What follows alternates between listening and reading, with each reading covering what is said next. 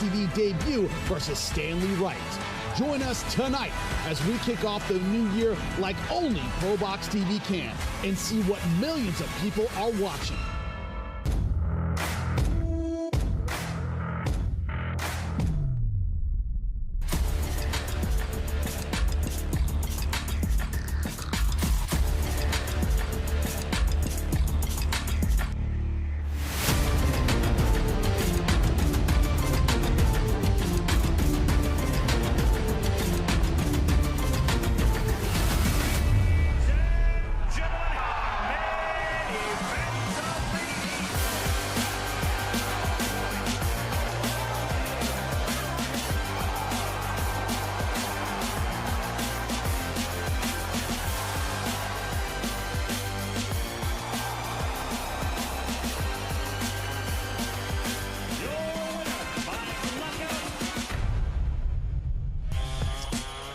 Welcome into 2025. We're ready to get it started here at ProBox TV. You see the Tampa skyline. A balmy 40 degrees today. I actually needed a sweater. Better off than a lot of people in the country, but it is red hot right now in the ProBox TV Event Center as we get our January and our 2025 started. That's right, Darrelle Blast Val Saint making his return to ProBox TV undefeated, taking on Estevan Danyo from Holland. Awkward style. Can the young undefeated prospect get another win in dramatic fashion? That is the question. In our co-main event of the evening, Jeremiah Milton versus Stanley Wright. Undefeated, knockout power. Which heavyweight am I talking about? They both have it. Stanley Wright tipping the scales at 280 for this fight, but Jeremiah Milton, power in both hands. Can he make it a factor tonight? They're going to test the strength of the ring. In our main event, Najee Lopez versus Lenin Castillo. It happens in every fighter's career. 12-0 for Najee Lopez, but Lenin Castillo has been in with some of the best in the world at 175 pounds. It's about adding that name to his resume tonight. But easier said than done for the fighter from Puerto Rico right now. ProBox TV, we are ready to go ringside. As always, Jimmy Smith alongside the champs, Chris Algieri, Paulie Malignaggi. When you look at the main event, that step up, 12-0, needs the name. That name is Lenin Castillo. Najee Lopez, does he have everything it takes, not just win, but look good tonight? Well, yes, he does. Simple answer. Absolutely, he has everything. He's athletic, he's tall, he's long, he's got power, he's got killer instinct. But can he put it all together against an experienced guy like Lenin Castillo? That's why we're here. Yeah, Lenin Castillo, of course, been in there with Dimitri Bivol, some of the best in the world, and looking to make his name on the young, undefeated guy. We know the story. Lenin Castillo, Paul, you talk all about the mentality of believing you still have it. Does Castillo believe he still has it? You know what? I think we're going to find out early in this fight. You know, I think if Najee Lopez has that explosive youth energy where you just kind of put the veteran Castillo on the back foot and sort of make him a little bit surprised, a little bit gun shy, because remember, he's been knocked out badly by Callum Smith. So, you know, you're on the other side of your prime. You risk putting a guy like Lenin Castillo in a position where he never gets started. But a guy like Lenin Castillo, a veteran guy like that, if you let him get started, if you let him pick up some confidence, and you let him touch you a little bit, now all of a sudden they believe in themselves. And now all of that savvy veteran ability starts to come to the forefront, and you're going to have a long night, and you're going to have to think your way more through it than you would have otherwise. Yeah, Stanley Wright, Jeremiah Milton is our co-main event. Two heavyweights with knockout power. Nothing is less impressive in the gym than a heavyweight who hits hard, right? They're all supposed to hit hard. Is it about the intangibles in this fight, Paulie? No, it usually is in boxing. You know, we at first, when you first see a prospect, you look at the things that stick out to you that, you know, make them a prospect. You know, either they hit hard, they got their fast hands, they're strong, they got a good chin, whatever it might be. But at a certain point, you got to start to get to those point in fights where these intangibles come to the forefront. How do they react when they get hit? It's not just about taking a shot. Do they get gun shy? Do they want to fight? Or do they know how to cut off the ring? Do they know how to put guys in positions to be in danger? How do they react when they get put into danger? And you only see those intangibles as you raise the level of opposition. I think tonight is a good crossroads fight for these two heavyweights. Yeah, Stanley Wright, 280. He's weighing in as heavy as 296. But he said, I have hand speed and I have IQ. Are they the difference tonight, Chris? Usually are. I mean, both these guys can punch him. As heavyweights, it takes one shot. I don't care who you are. I don't care how big you are. These guys are big. Both guys are punchers, but it's going to take more than just being able to hit hard to win tonight. There are a lot of centers of boxing. I'm from one of them, L.A. These two gentlemen are from New York. Another one of them. How about Washington, D.C., the Roach family? right now doing great things in boxing. Not just the brothers, but the team itself. Well, Jordan Roach is getting it started for us. You see the tail of the tape. This young man, 21 years old, to be young again. How amazing would that be? His opponent, only 25. It's about the young gun. Can he look impressive tonight? Lupe, get it started. From the ProBox Event Center, Tampa, Florida, this is another edition of ProBox TV, the action being brought to you by Bet Online and Win Casino. This contest, 6 rounds or less in the super flyweight division. Este duelo, pactado un límite de 6 vueltas en la división peso super mosca. Los jueces son, the judges are Harold Hunt, Michael Ross, and Braden Jackson. Presenting the blue corner, presentando en la esquina azul, vestido de blanco con color dorado. He steps in wearing white with gold trim. He weighed in officially at 115 pounds. Detuvo la báscula a un peso oficial de 115 libras. Sube al cuadrilátero por cuarta vez a nivel profesional con 2 victorias, un empate y un knockout. He enters the ring for the 4th time as a pro with 2 victories. 1 bout even, and one of his victories coming by way of KO. De Sidra, Puerto Rico, Boricua to the bone, Luis Quiles.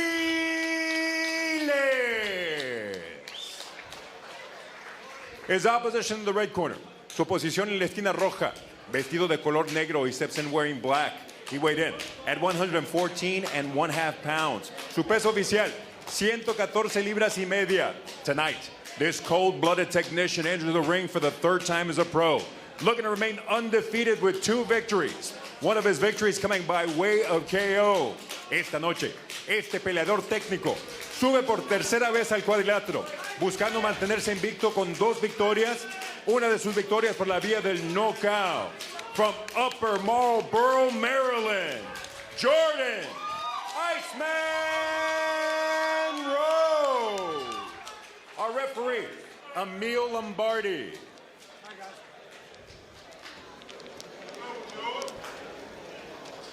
Okay, we went over the rules in the locker room, right? I expect a good, clean fight out of both of you, right? Pay close attention to my commands. Protect yourself at all times. Touch them up and wait for the bell. Got this.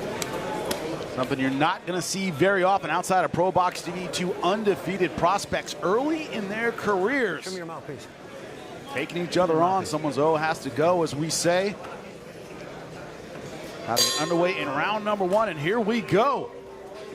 Jordan Roach in the black, taking on Luis Quiles.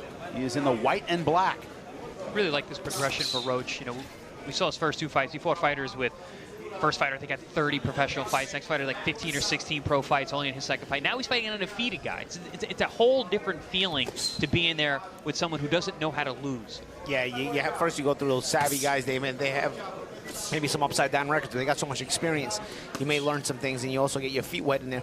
Now you may be fighting a guy who's just as hungry as you to go get that win. He may not have the savvy experience, but he's going to have more of a mean streak. Someone with the amateur experience of Jordan Roach, multiple-time national champion, would kind of be dismissive of a guy like Quiles. He goes, no, his fight against LeBron, that was a 2-time national champion. He got a draw against that guy. So Jordan Roach knows he's in there against a very tough young fighter. No, I mean, Roach has been, I think he was like 16-time national champion or something crazy like that. Is a tremendous amateur background. You see how poised he is in the ring, his ability to judge distance, the use of his vision to see things coming, his awareness. You know, I love watching these high-level amateurs make their pro transition because you see them carry that skill set immediately. Quiles had to learn on the good right hand. Big overhand right. As I was about to say, Chris, you talk about the technique of the amateurs, but you always say guys who have to learn on the job in the pros, they tend to hit with power because they started out in the pro ranks. You can see that a little bit in Quiles. You see that in Quiles, and also you see a guy who doesn't know how to lose. And he's in there, he thinks he's the A side tonight. I mean, everyone's there's no B sides here, but he's coming here to win tonight. No. And he's got that mentality. It's going to take Roach to domesticate him a bit and let him know this is my ring.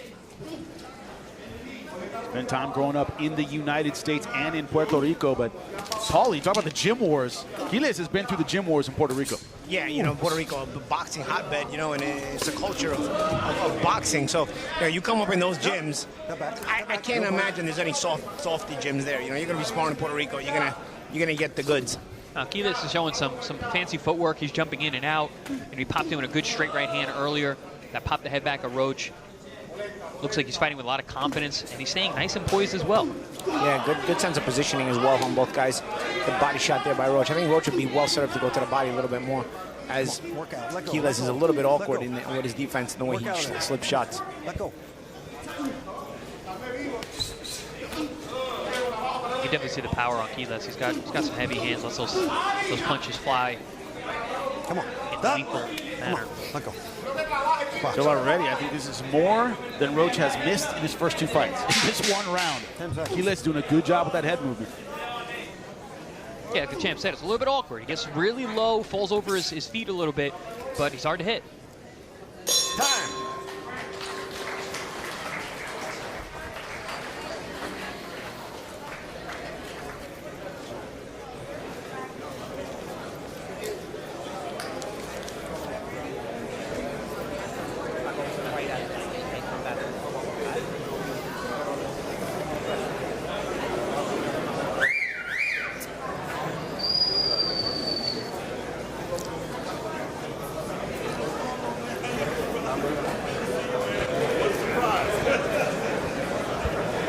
Welcome back. Round number 2 about to get underway.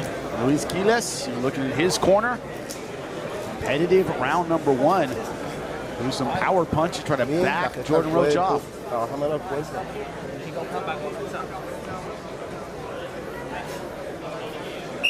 Let's go, second out. Let's go. Composed look on the face of both of those fighters. Show me your mouthpiece. Listen, I don't care who you are. If you're a young fighter, you're watching ProBox TV, you understand when you come in here, you're in a fight. No cupcakes. Yep. Both these men look extremely prepared for what they have in front of each other. Talk about that awkward step of Quiles. He does these awkward movements. Right when you think that you've got him planted, he's out of there. Yeah, and he does a good job also of kind of slipping by staying in front of him. And that's what Roach needs to do more of there. Start to get those shots landing clean so he can get Quiles a little bit uncomfortable with being so close defensively. That was really sharp from Roach there. You know, he landed. Whoa! Big right hand from Quiles. Nice roll counter there. And you see the different style as well. You see the awkwardness of Quiles' counter right hand. It was sort of a roll and a hook. We've talked about that before, Paulie, that ability to kind of stay dangerous in the pocket, kind of roll at the right time, and Quiles has that style. Yeah, well, you know what? Roach had a nice counter right hand himself, but it was a little. It's funny how you saw the different style of it. His was a counter and straight over the top. Quiles is really good at those rolls and rips. He just kind of rolled with that right. He got hit a little bit, took some of the flack off that shot, and came right back with his right hand. Jordan Roach, of course, brother of Lamont Roach. Great fighting family. He has a date with Gervonta Davis sometime this year. Of course, fought on our air ProBox TV in DC, homecoming. Jordan fighting on that card as well. Yeah, that looks like that's going to be March 1st. Good body shot there by Roach. Again, I mentioned in the first round, I think Roach will be well served to go to the body a little bit more consistently. I like how Quiles, he went southpaw and then Roach went to the backside. He threw that right hook to the body there. Normally you would think you go with the left hand up front because you got that liver side, but that was a smart move there. Paul, we talk about it all the time. Some guys just walk through the front door. I think Jordan now realizing I can't go through the front door. I got to use my other tactics here. Yeah, you got to be a little bit more creative here. A guy like Quiles, so you got to feint him because he's coming with these awkward movements. You got to see that. You got to tease that first move out of him and then look to counter the counter. Also, one thing with sort of Roach well is giving different looks, punching off a different look. Roach sort of fights out of one look. It's a disciplined look. It's a high guard look. You can see he knows how to fight. Good exchange here. But he throws punches out of the same look. He gives you the same look consistently. So eventually, a good thinking fighter starts to get that timing, starts to hone in on those targets. But Paulie, is it about adversity bringing that out of you, right? So this look isn't working, got to do something else. Yeah, and it's also, like I said, from the difference in the first 2 fights where he did fight those savvy veterans is here you don't have a savvy veteran, but what you have is a guy who's just as hungry as you. He feels like he's a prospect himself, so he's ready to give tit for tat with anything you do. But also we got 6 rounds here. We got both these guys with less than 4 professional fights. They're fighting in a 6-round fight, so what allows a little bit of discipline, a little bit of understanding to make those adjustments. A lot of times in 4-rounders, you don't have time to adjust. You just got to fight. But here, these guys, we can see them use some of that IQ. And they are ripping big punches at the end of round number 2. Good scrappy fight here. Gentlemen, if anyone thought they were going to walk away with this fight, they're wrong. Nope. Still very much up in the air. He looking for the rock. There's that big overhand right there from Quiles. It was early in the round. And there, that was what I was talking about. That slip and rip that he does there. He rolls with that shot. That actually was beautiful because he didn't take much flack from at all. And then came right back with his right hook. Yeah, this is a good competitive fight, guys. Yep. Still a lot of fight left, but very competitive so far.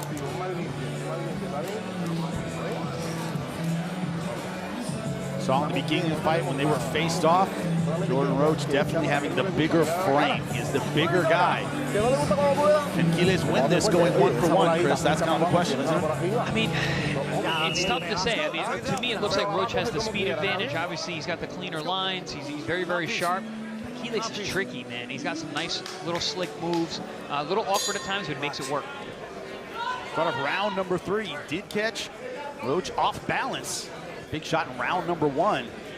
So far, neither guy really hurt, but damage starting to show on the face of the fighter from Puerto Rico, Quiles, the white, gold, and black. Jab there by Quiles. I think either of these guys could still probably be a little bit more consistent with the jab. And nobody has really set jab dominance yet. Good body shots. Clash of heads there, and then Quiles kind of backed away after the clash of heads, and Roach took advantage by protect yourself at all times, right, Paulie? Throwing the left hook as he backed off. Might be a little cut from that clash of heads. Got some blood over the, looks like the right eye of Quiles there. It doesn't look like a big cut, but we got some blood. Definitely a bad spot above the eyebrow. Oh, nice right hand off the combination. May have spurred Roach on. Beautiful combination there. Climbed the body, came back with a big right hand that landed clean. Nice little slip and slides there from Roach on the inside, as well as Quiles had to come with a combination. Good eye there from Roach, although a nice counter by Quiles who keeps him honest. Yep, but a little more on the back foot, didn't have the balance underneath him the way he did in round 2. Roach puts a lot of mental pressure on you. Doesn't take a step back. He's very smart on his defense, even when he's being aggressive. Yeah, and you can see that's the amateur experience talking, you know, understanding those little subtleties. Yep, not breaking position, keeping that pressure on you. But you said it, Paulie, keeping him honest. It seems like every time it looks like Roach is going to take this one over, Quiles comes back with a big shot enough to back him off, or make him think about it. And you can see there Quiles trying to hold his ground. Both guys wouldn't back off there, and it created a pretty wild exchange. Not a lot landed, but both guys still believing in themselves to be able to stay in that exchange, throwing those kind of punches. And Quiles throwing his hands up to break. Referee did not say break, and Roach threw a punch. Similar to the punches that Ben Johnson was throwing, a stablemate of Roach. Oh, big overhand. Wow. So yeah, I mean, you want to turn southpaw, you better be able to defend yourself. You know, that's the thing about changing stances. A lot of us can throw punches out of the same stance, out of a different stance, but can you defend out of a different stance? Nice shot there by Roach. As Quiles was turning southpaw, but also guys who change southpaws that close, you got to do it in the right range. Quiles did not. Got hit with a big shot. Good round here by being enjoyed by Roach. Maybe his best round so far. The amateur from DC going at Quiles, who is showing chin to go along with his skills. He is taking some big punches, has yet to leave his feet. Nice stab jab down low there from Roach. Smart. I like him when he catches big shots upstairs, he goes right back down to the body to build on the damage. You see Roach now starting to use those feints as well. Really savvy stuff here. Counter there from Quiles. Quiles has to get back on that consistency. I think it starts with the lead hand.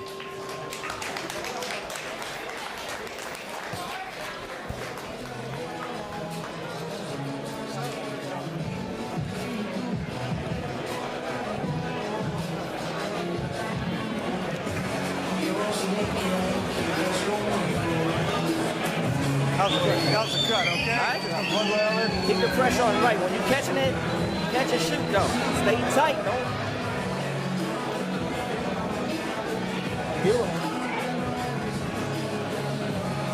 You can see it, round number 4 about to begin. And it's been a fight that Jordan Roach starting to take over a bit in round number 3. Yeah, that big overhand right there. You saw Quiles get caught in the southpaw position, was off balance, fell on his heels, fell back into the ropes. Legs did a little buckle. Hey, watch the head, okay? Mouthpiece, watch it. Roach looked to follow up. Was smart to go down to the body after that once again. Also smart from Quiles, able to tie up, kind of get a little bit of rest and get back in it as we in round number 4, scheduled for 6. Jordan Roach in the black. His opponent from Puerto Rico, Luis Quiles, the white, gold, and black. You know, no question, Quiles knows how to fight. He's just a little outclassed at the moment.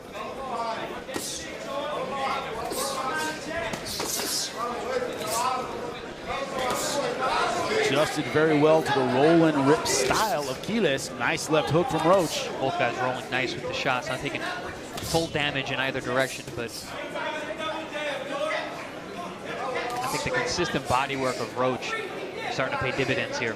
Yeah, and that's as the rounds progress, that would be maybe a little bit of a difference maker. But Quiles trying to hold his ground here in this round. You know, I think Roach had his best round in round 3, so it's going to be up to Quiles to try to get some momentum back here after a very competitive first 2 rounds.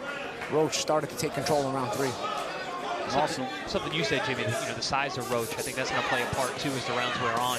Good body shot there with the left hand. Gentlemen, you talk about fat on the punches. I mean, none. Jordan Roach, diet punches, just unbelievably clean. Lean, mean.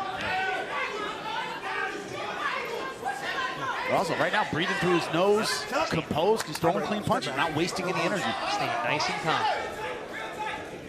That comes with that big amateur background. Right? You have so many rounds under your belt.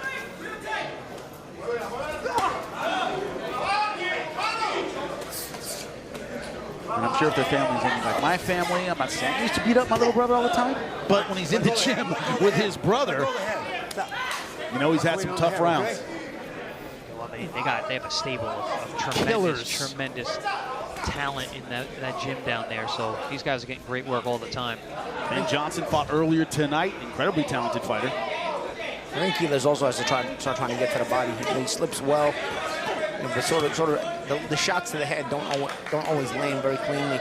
So Roach has made the adjustment to go to the body at times. And Quiles also would be set to go to the body if he could. So at this range especially. We're also just starting to see the class separation here, and that's one thing. My first coach used to always say, everybody's got 2 rounds, kid. Everybody can fight for 2 rounds. What happens at 3, 4, 5, 6, 7, 8? That's the difference. You gotta, the class starts to show the more rounds you get. At times Quiles turned southpaw, but he's done nothing except get hit with right hands when he turns southpaw. Good jab. That's what I really wanted to see from Quiles. If he get back on a jab and a more consistent jab to see if he can offset the consistent pressure of Roach. Roach, even though he's putting pressure on, he's being very deceptive with his defense and his range change. He's coming in underneath shots, still slipping, and coming with big bombs here. End of round number 4, aggressive stuff from Jordan Roach. Iceman heating up so far in Tampa. Single jabs. Now you need to stay sharp. Okay? Stay sharp. But stay on. He can't do nothing on the inside. Stay real tight. Keep chopping below. All right? You just got to stay tight. You just got to stay tight with your chin down. Are you ready to go? You hear me? You hear me? We'll do it out. All right? Deep breath. You're in tremendous shape, champ. You ready to go? All right? Shorten your shots up so you won't overshoot. Left nose. Huh? Other one. You got it? Sound advice, gentlemen. Can't argue with that. Stay tight. You're going to get him. Well, you saw the coach take a hard look across the ring, looking at Quiles as he walked back to his corner. He started to see. He's starting to waver. He said he's ready to go. He's ready to go. For a young fighter, that's a great thing to hear. Chess, not checkers, gentlemen. And right now, Jordan Roach, who has made the better moves as we head into round number 5. Could it be checkmate? We'll see. Quiles, though, has not shown any signs of not being mentally in this fight. He hasn't yet made the agreement that, okay, I'll back off and let you win these last couple rounds. He's stepping forward, gentlemen. Go ahead.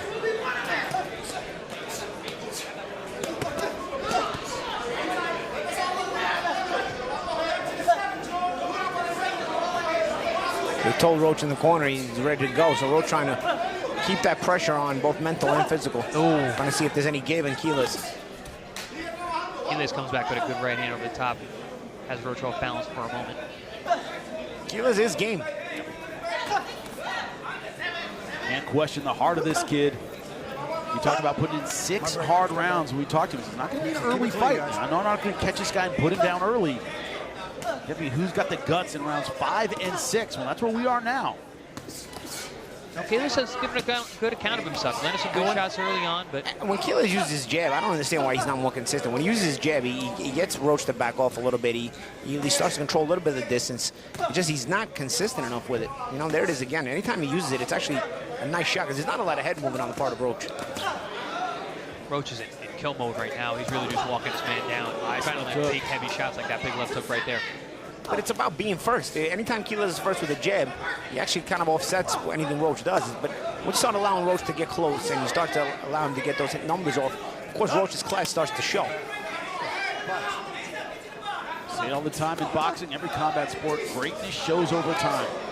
The longer it goes, the better the great ones look. Roach doing a great job of mixing these punches up. High and low, over the top, through the middle. There's one through the middle right there. Big uppercut. Looping the shots, throwing the punches straight when they need to be. Great selection here. Oh, good body shots from Quiles. Comes right back. Said it before, every time it looks like Roach is about to take it over, Quiles shows that he's still in the fight. That's what being game is all about. The difference with these two guys is Quiles does it in spots, Roach does it more consistently. And that's been the difference in the fight, and it's probably going to be the difference in the result. You know, I mentioned more consistent jabs from Quiles. When he does use it, it's good, but he doesn't always use it. I mentioned some body shots from Quiles. You saw a couple of good body shots a few seconds back, as you mentioned, Jim. But again, it's few and far between. The consistency is more so on the part of Roach. He has better understanding of what to do and not to do to get to the win. Absolutely. I mean, this was competitive for 2 rounds. Since then, it's been all Roach. Taking control, asserting himself, landing the bigger, heavier shots. You see the damage on the face of Quiles. Step back, no punch. Let's go. 10 seconds. 10 seconds left to go. Round number 5. Roach aggressive yet again. Put big shots together.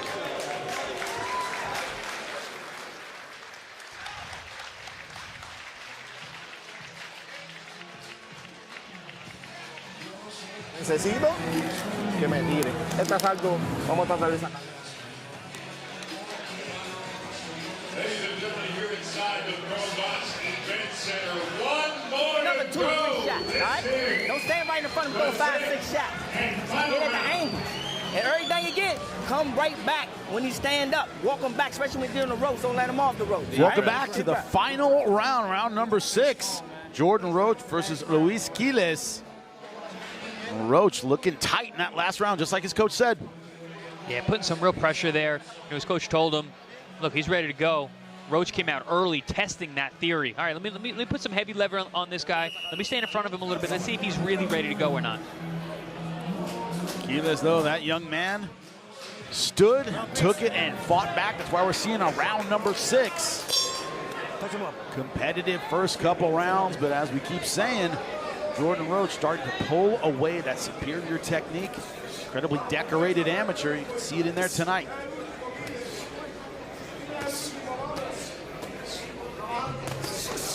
Opening bout on ProBox TV. We love showing you the prospects. And when it comes to prospects, Jordan Roach said, this is going to be my year. I'm going to be the prospect you're talking about at the end of 2025. A lot of guys manage to sneak in front of me, and I don't like it. He's got a little bit of a chip on his shoulder. It's a good thing to have when you're a young fighter. All the young bucks you're talking about, I came up with those guys in the amateur. I feel I'm better as a pro. Oh, big shot with the left hand to the liver there. Nice dig from Roach. Good discipline from Quiles, though. That elbow was right there. And Quiles still firing back. I mean, again, he's a little bit outclassed, but he's been game throughout this fight. It's going to be a good experience for Roach to be in here for 6 rounds with a kid like this. Part of that maturing process, and Quiles may come out the better fighter out of this experience as well. And also, you talk about all the time, Paulie, where you can get certain guys to kind of break form. Quiles has never broken form. He's good with the hands are high, chin down, elbows down at his ribs. Yeah. Roach has had to work for it. Yeah, got a good position, as does Roach. Just the difference is Roach knows how to win a fight. Quiles still doesn't really know how to win a fight because there was things Quiles can really latch onto to be more successful in this fight that he only did inconsistently and never recognized the consistency needed on those couple of things that he did. While Roach, with his experience through the amateurs, understands the consistency he needs to do on certain things that he needs to do. And that's been the difference in the fight. Brother Lamont Roach is ringside. He's yelling at his little brother, urging him forward. Quiles is the kind of guy that don't be surprised if you see him on air. Oh, yeah. Here on ProBox once again, because he is giving a good account of himself. He is trying. He's just outclassed tonight. Technically solid, but taking on right now. Very the right hand, But again, jab, 1-2. If Quiles gets off first, holds his ground, and gets off even those straight punches, and then mixes in some body shots, he's successful. Because one thing to criticize with the young prospect Roach is there's no head movement there. If you shoot the shot sharp, you're gonna hit Roach. There's no head movement, and he comes in from the front door. Another successful jab, a couple of them. Ooh, good combination there from Roach. Again, climbing the body. 2 shots to the body, come back upstairs to the straight right hand. Stop. Come back. Go punch. Let's go. 20 seconds left to go in the 6th and final round. Quiles earned his check tonight, man. He took a lot of damage. A very class fighter in Roach here. 10 seconds left. 10 seconds. He's holding on a bit, but Roach wants to finish strong. Big combinations, and that is it. 6 rounds, both of these fighters very, very tough. Showing respect at the end, as they should. Roach showing his development tonight, but Quiles, you said it, Paulie, this kid came to fight. Yeah, he did, and he was game the whole time. He tried. He was a little bit out experienced, so to speak, but he tried. It's a guy we hope to see again here on ProBox TV. Gave it his all. Out of Puerto Rico, taking on the fighter from DC.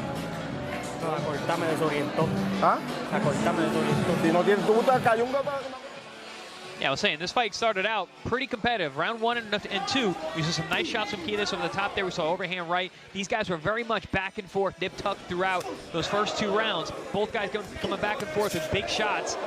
But by round 3, you saw the class of Roach just rise to the occasion. Started ripping the body shots, very consistent throughout, changing levels, and from then on, it was all Roach. Rounds 3, 4, 5, 6. Clean work there, big overhand right. That had Quiles in some trouble. The only time we really saw him where he was wobbled tonight, but he took damage throughout. Head and body, Roach very much in control. Getting hit with some shots here and there, but few and far between as the rounds wore on, and it really came down to all Roach down the stretch. Didn't know if we'd see a round number 6, but Quiles staying strong, trying to answer back, as you said, outclassed. Never gave up on his belief. Ton of guts, ton of grit, but outclassed tonight. Yeah, Lupe Contreras, first fight of the night, make it official. After completing the distance of 6 rounds, all 3 judges are in complete agreement, turning identical scores of 60-54 después de completar las 6 vueltas. Los 3 jueces están de acuerdo, con tarjetas idénticas de 60-54. Los 3 a favor del vencedor por decisión unánime, all 3 in favor of the winner by way of unanimous decision, the Iceman, Jordan Roach. Every single round on the judges' scorecards, but it doesn't mean they were all easy rounds. Quiles in it in the beginning for sure, gentlemen. Yeah, I thought the first couple of rounds were pretty competitive. But still Roach's rounds. Yeah, I don't have a problem with Roach winning all of them, but I thought the first couple of rounds, the fight still hung on the balance. You started to see the class of Roach start to show in round 3 and separate himself, and you could see that then at that point, it was more of a Roach fight. Yeah, that's one of those things where the scorecard doesn't necessarily tell the whole story of the fight. Quiles certainly in it early, but a great step for Jordan Roach. His brother Lamont following him backstage. Great performance. Well, Najee Lopez backstage right now. Our main event with Jim Sorensen. Hey guys, I am backstage here with the champ Najee Lopez, 13-0, amazing number of knockouts. So Najee, you have a tough guy in front of you tonight. Lenin Castillo is definitely a seasoned professional. He's been in the ring with some of the biggest, toughest guys around. Tell me what's going through your head. Just go out there and shine. Just go out there and show the fans and the people that support me that I belong at the top. That's it. No question. Absolutely, you belong at the top. You've seen Castillo fight. Are you prepared in a specific way? What do you think he's going to bring at you? Just the experience. Nothing I haven't seen before. And then my preparation, just go out there, just listen to my team, just knowing knowing we did what we had to do in camp to prepare for the fight. Well, that's fantastic. I know that you, listen, I know that you're here. I know you were training 100% of the time. You were never out of the gym. You feel physically ready? Yes, indeed. Absolutely. So tell me about this. You were also fighting for the first time tonight for regional belt. Are you excited about that? Absolutely. Absolutely. That's the, that's the goal. Like, just keep pushing up the ranks. Just keep, trying to be at the top of the division. So this is another step to that. Absolutely. Well, thank you so much, Najee. We're looking forward to seeing you and Lenin Castillo in the ring later tonight. Back to you guys. And that's our main event. Najee Lopez taking on Lenin Castillo. Castillo 25-6-1, 19 KOs. He's taking on some of the best in the world. But you look at Najee Lopez there, he's looking relaxed and confident, as you would expect from a guy who has 12-0, 9 knockouts. Stay tuned for that main event here on ProBox TV. But coming up next, that's right, it is Ariel Golden Hulk Perez versus Chino Hill. Talk about local support. Perez has that in spades. Check out the Golden Hulk when we come back.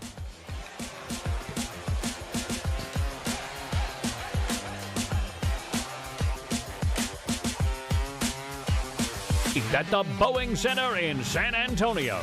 In the main event, San Antonio's own future world champ Ramon Cardenas takes on one of the most exciting young super bantamweight fighters emerging from Mexico, Brian Acosta. And in the co-main, Guatemalan sensation Lester Martinez looks to continue his win streak against the king of upsets, Joshawn James.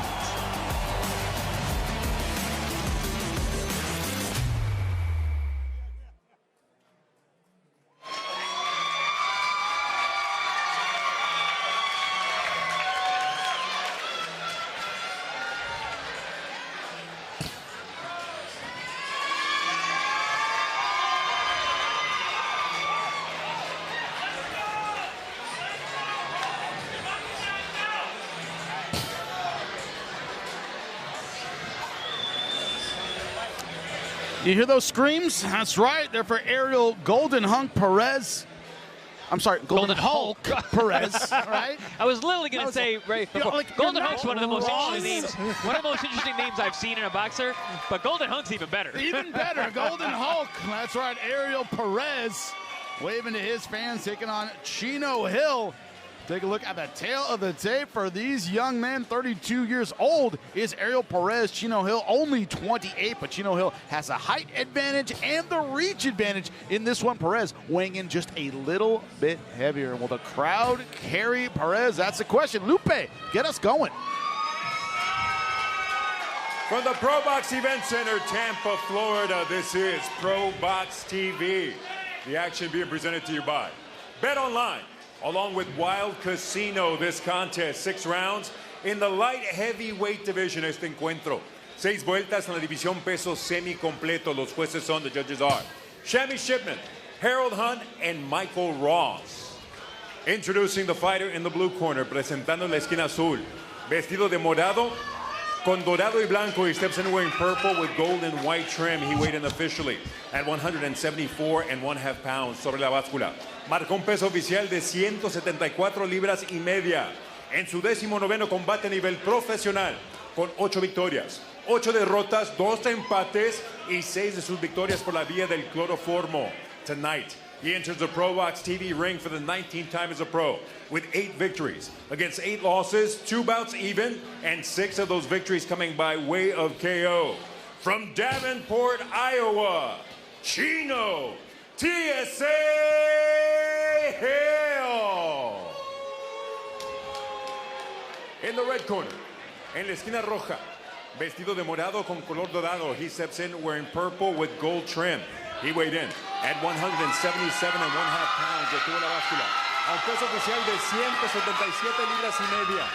Esta noche sube al cuadrilátero de ProBox TV invicto a nivel profesional con 5 victorias. 4 de sus victorias por la vía del knockout. Tonight, he enters the ProBox TV ring an undefeated professional with 5 victories. 4 of his victories coming by way of KO.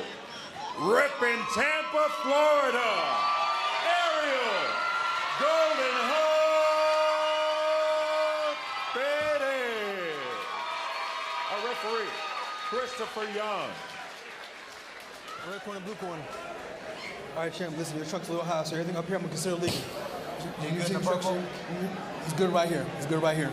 Okay, you see instruction, expect tough, clean fight, but you make commands all the time, take yourself all the time. Touch him up, get back. Good, good. We're set to go. Round number 1. Looking there, Golden Hulk, Ariel Perez. 5-0, 4 knockouts. Chino Hill. We are underway. Hill, we talked about the height and reach advantage. Can he use it? We've actually had both these guys on our air in the past. Chino Hill actually fought Darrelle Val Saint. Has been in with a number of top prospects from all over the country. Yeah, he's pretty savvy. You know, Hulk is a strong local fighter, but you could see some things that, you know, again, par for the course for a prospect like him. You know, things he hasn't seen yet. You can already see the clash of styles here as Hulk is a bit stiff, looking for those big shots, while Hill is a bit more athletic. But you see a nice hook there from Hulk.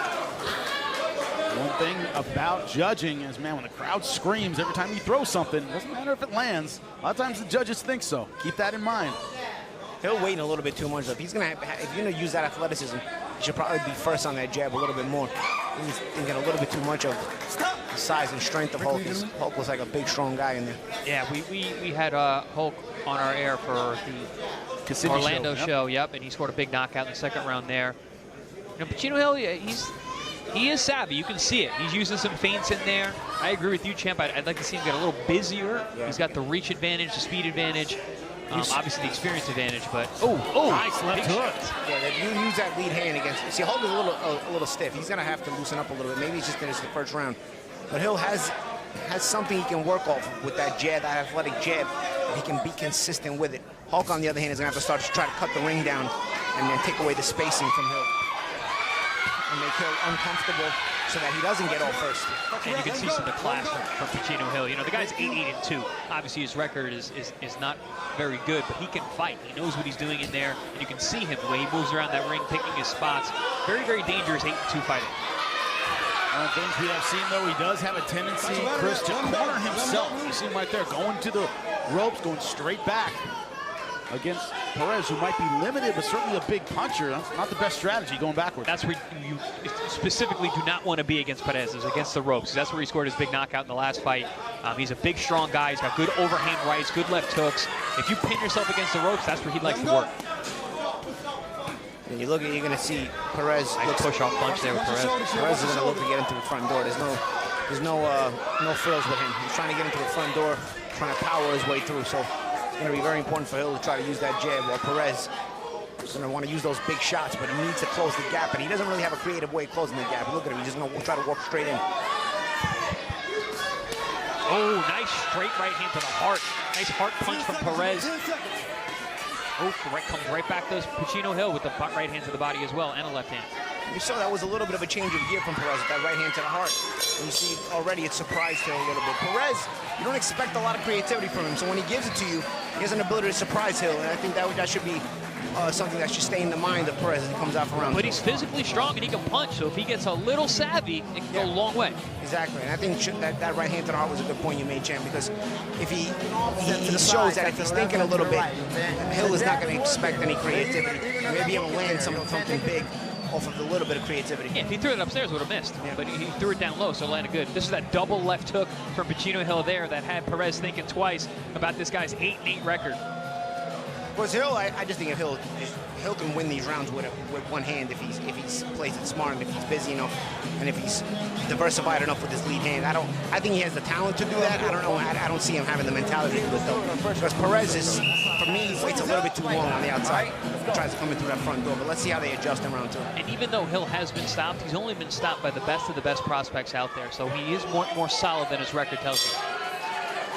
Underway, round number 2. Perez in the black, purple, and gold. Chino Hill in the purple, white, and gold. Nice right hand from Hill. Yeah, you see how Hill spun around? He spun his man, went back to ropes, let his hands go. It's, again, another veteran tactic. Oh, nice counter there from Perez. Good counter there from Perez. But even Perez, you see, he backed off. A nice counter, nice shot. Why is he backing off? He should be able to be the one to keep that distance close because he's the one that doesn't want Hill at center ring. Not sure why he backed off after landing that counter right hand. Hill's staying nice and relaxed on the outside, seeing what's in front of him. This fight could get very interesting as the rounds go on. Round 2 of a 6-round fight. Another good jab from Hill. Chino Hill at 6 foot. Talk about Paulie, maybe that educated lead hand could certainly win him some rounds, if not the fight. He stays behind it. There's that power from Perez. Nice left hook. Shook Chino Hill, and then another right hand on the ear there. Nice chopping shot. You know, Chris, you and I talk about it all the time. The definition of a heavy-handed is doesn't have to be pretty, doesn't have to land perfectly, and can knock you back. You see Perez with some clubbing shots, but they move Hill back. He's just a physically strong guy. You can see him using his body right now, and he puts that weight behind his shots, and you can see he makes that heavy effect when they land. Certainly making a Chino Hill uncomfortable. But when he jabs, he does well. Yeah, Chino Hill. Sharp jab right down the middle, splits the guard, sets things up, keeps. Ooh! Go! Right hand from Hill. They actually traded right hands there, but Hill's was better. Yeah, it was Hill. Oh! Nice hook there. Hook right hand. Perez trying to get it in with short punches. Big shots from the Golden Hulk. 1 minute left in round number 2. Good exchange. Nice sidestep there from Perez. That's what you want to see more of. Perez is impressing me tonight. He's showing some moves I didn't think he had in his pocket, but they're coming out.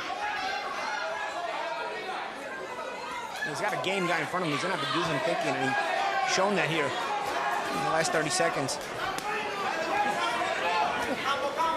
Fight your way out of that. Let him go, Blue. Hill's corner calling for combinations.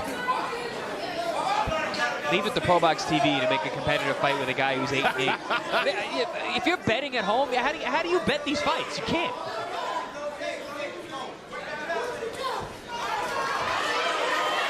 Can you bet online? Which way you go with this one? Perez starting to turn it on, and back comes Chino Hill. Yeah, whenever Chino Hill's back against the ropes, Perez goes to work. Back and forth between these two. Oh! Big right hand. To end round number 2.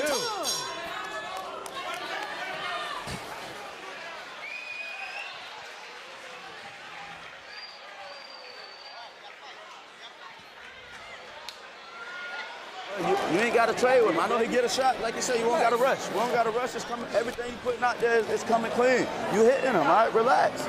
You don't got to go toe-to-toe with this dude. You got to rush. Stay sharp. You got to stay sharp. Absolutely. You got to stay sharp. Keeping them hands back up. After you.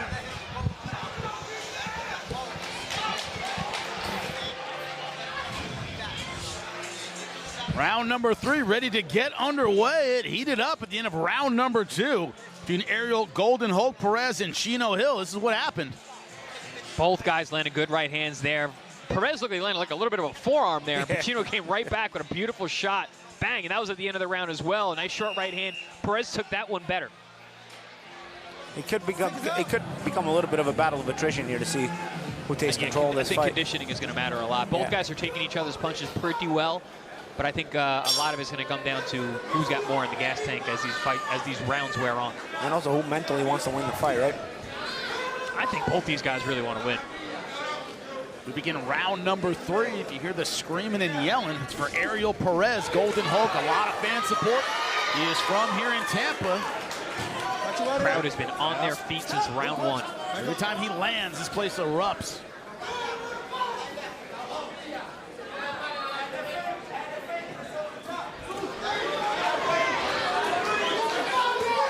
I remember the last fighter meetings we had when Chino Hill was fighting Darrelle Val Saint. Very confident guy. He knew that he had the skills, and we're seeing it on display here. A little outclassed that night, or very outclassed against Blast, but here, having a good account of himself. You like to see a little bit of a change of look here on the way in from Perez. Honestly, I could probably use a change of look even from Hill on the defensive side. Both guys have seemed to, now after a few rounds, you would expect a little bit of an adjustment as far as the change of look is concerned. Neither guy has done that.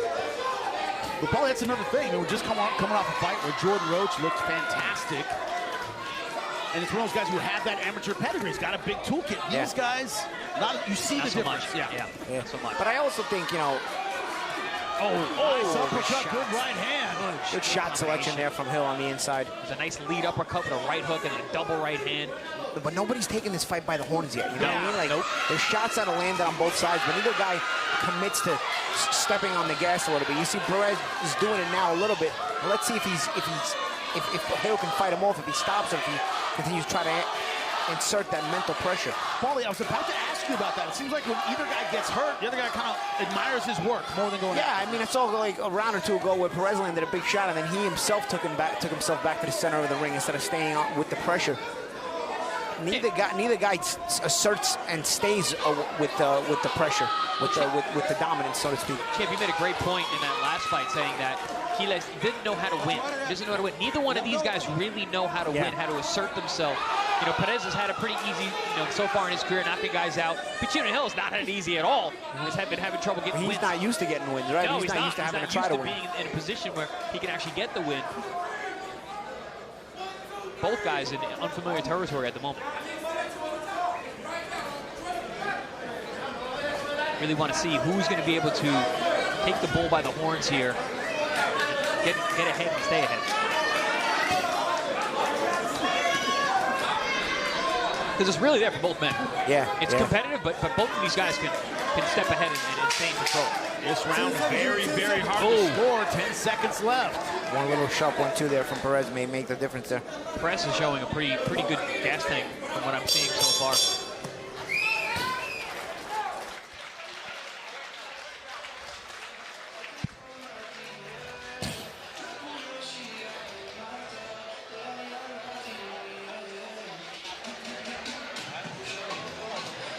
Move. He's tired, but you're still letting him kind of, be more of a stalker on the club. Right, just stick and move. Don't catch nothing, all right? You can get him. Listen, stay on his right side. Stay on it. He's trying to aim for that one, you know what I'm saying? He's trying to... We're halfway through our 6-round fight. First one of 2025, but next time, Saturday, February 8th, we're headed to San Antonio, Texas. Ramon Cardenas, 25-1. His opponent, Brian Acosta, 20-0.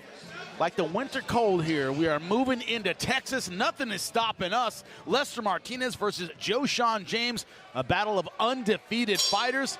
That is going to be great. Back here to Tampa, you are looking at the local boy, Ariel Golden Hulk Perez. He's in the black, purple, and gold. And Chino Hill in the purple, white, and gold. What has been a very competitive fight so far. As you said, Paulie, neither guy really taking the bull by the horns. They both had their moments. And I saw Hill's corner telling him stick and move.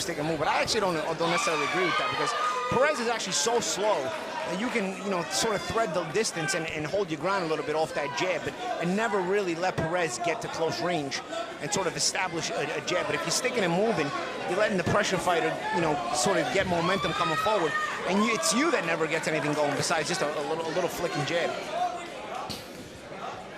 And that's really Perez's only chance, if he can stay on the front foot and come forward. If you prevent Perez from coming forward by using a deceptive jab and having him overthink, he risks getting stuck in the mud.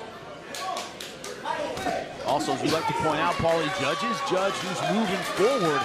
It's easy to see when a butcher block like Perez is moving forward, right? Yeah, absolutely. He's a tank. He's coming forward. You see a lot of times Hill is athletic, but he's trying to jab and run away at the same time. Yeah. There's moments where you have to sort of sit on that jab and snap it in there, especially when you're athletic. There's a nice one. But again, I feel like he's over-moving. It may still work, because Perez is well, he's listening to his corner, at least. It's stuck in the mud, but the thing is, you're burning more energy than you need to at times. Well, if you remember, the best combination that Chino Hill landed tonight was the very first round. He threw a double jab, a right hand, and a double left hook. Landed 2 beautiful shots. What you'd like to see from Perez is probably a bit of cutting off of the ring, because if Hill's going to impose this kind of style, then Perez just coming forward may not always do it. You like to see him cut off the ring a little bit, so he can cut off the avenues of escape. Perez trying to load one big shot. Saw it there. When Hill throws combinations, does very well, especially with the lead hook. When he starts with the jab, especially, it's very difficult to deal with. He has that athleticism. He's tall. He's long. But this is where Perez needs to make ground up when he gets Chino Hill against the ropes. I think he'll need a little bit of a rest. He's been bouncing all around and intelligently smothered there. But having a very good round is Hill. Yeah, and he just used that jab to back up Perez. At times you gotta have to do that. Nice hook there from Hill. Very good round from Hill. Listen to his corner.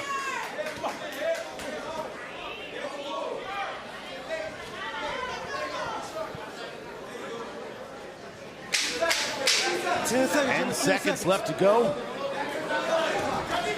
Will we see another flurry from Perez? May have stolen the last round with the combination. This is Hill's best round, guys. That was pretty dominant. That was the most dominant round of the fight. Yeah, for sure. Round number 4 comes to a close, and the man who fought Chino Hill, Darrelle blasts Val Saint, coming up next, trying to add to his undefeated record against a fighter from Holland, Estevan Danyo. Awkward style, will that be enough to overcome the physical talent of Darrelle blast Val Saint? And like I said, you got to get used to throwing 3 or 4 to get you into the right position. In the corner of Perez, corner of Hill right in front of us. One step forward, one step I want to see movement. Let's go.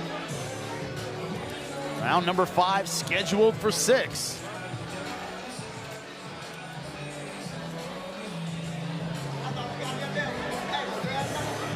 Chino Hill looks like he still has energy, but will he use it in these last 2 rounds? Well, he used a lot of energy last round, Jimmy. He was bouncing around all night long, you know, all round long, popping that jab, just like his corner wanted him to. And again, very good round, but a lot of energy expended.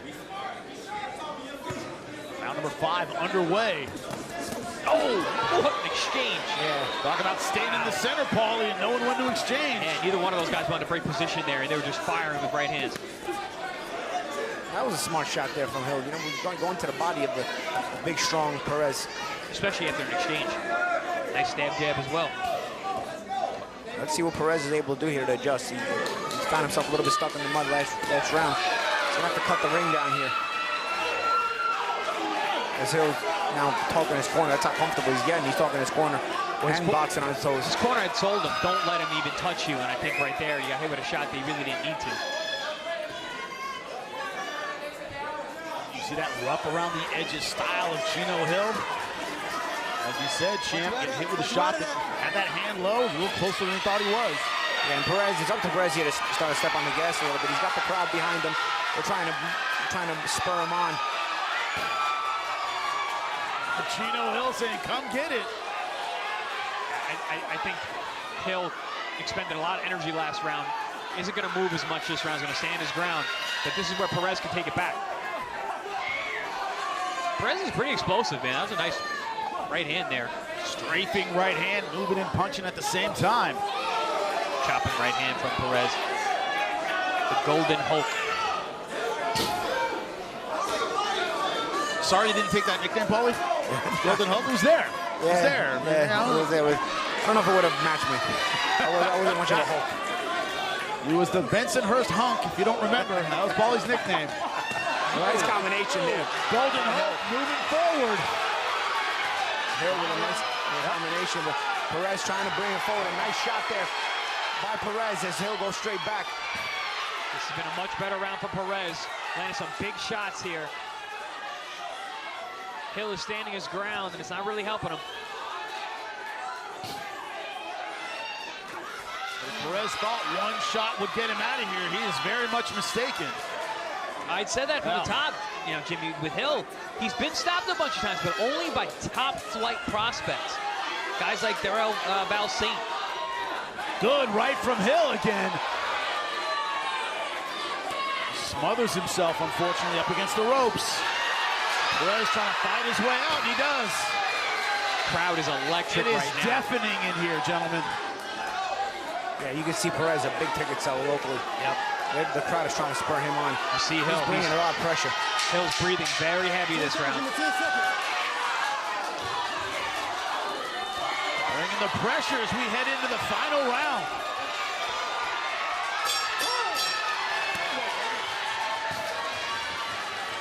I think Hill thinks it's over.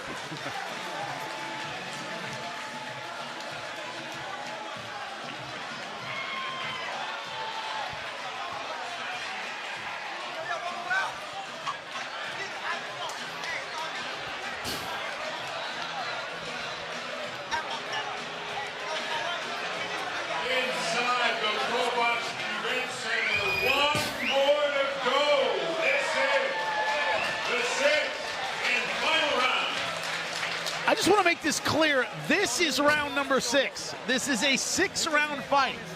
Hill walked to the other corner, threw his hands up, hugged Perez. He thought it was over, gentlemen. It is not. And Perez's corner was like, bro, get out of here. We're trying to talk to our charge. It was a good end to the round, though. The thing is, did Hill expend the last of his energy thinking that he had no rounds left? He definitely looked a little concerned going back to the corner when he saw that there was another round. Gentlemen, I don't know which fight it was. Somebody online could tell me. George Foreman was told by his corner that it was the last round because they thought he wasn't doing enough, and he was furious when he found out there was one more round to go. We'll see what happens here. Forget who it was. This is round number 6. That's why I like ring club girls. You can just check them between rounds. Yeah, that's why you like ring car girls? Come on. One of many. We happen to have the best ring girls, I think. Yeah, we do. Hands down. Golden Hulk, Perez, here in Tampa, taking the center of the ring. The question, gentlemen, Chino Hill, the purple, white, and gold, did he expend too much energy in previous rounds with his footwork? Does he have enough left to finish strong? He'll probably need it. I think Hill needs to go for it here. This is, he had a good round 2 rounds ago. Last round, I thought it was pretty easy to score for Perez. He landed some big shots. Hill stood in front of him, took too many punches.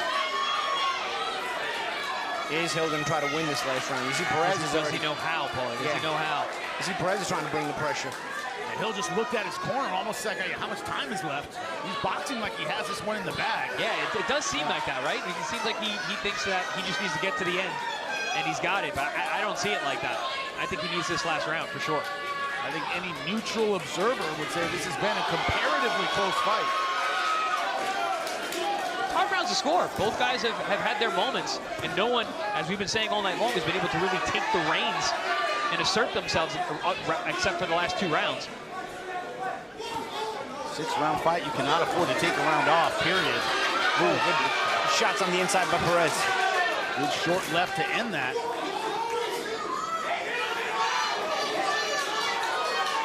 Too much waiting even from Perez. Even from Perez, you'd like to see some jabs there. It doesn't have to be at the athletic jab that Hill does, but there's opportunities for Perez to also stick that a stiff jab in Hill's face as Hill is just kind of floating around, not really looking to be active. Champ, maybe, have you seen a jab from Perez tonight? I haven't really seen a single jab tonight. No, not many, but there's opportunity for him. I'm gonna say, correct me if I'm wrong, but I don't remember any jabs from Perez tonight. Oh, there's one. Excuse you, Chris. There was a jab right there. Right on cue. But it's been mostly power punches from Ariel Perez. He has certainly taken the real estate in round number 6. Yeah, Perez is just asserting himself, just letting those hands go in combination. Not even huge shots anymore, but he's being busy. He's being physical, pressing the action. Now he's even bouncing. He's certainly feeling it, gentlemen. 10 seconds left in this 6-round fight. And the chance of Golden Hulk ringing throughout this arena. And they throw till the end. Nice. Good fight. Excellent fight. Chino Hill gave it everything he had. So did the Golden Hulk. Ariel Perez gave his hometown crowd a show tonight.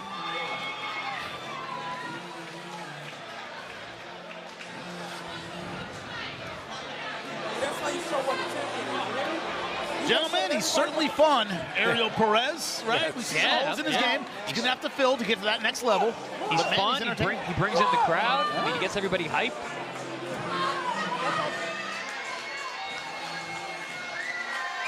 Keep matching him the right way. We got more entertaining nights along the route.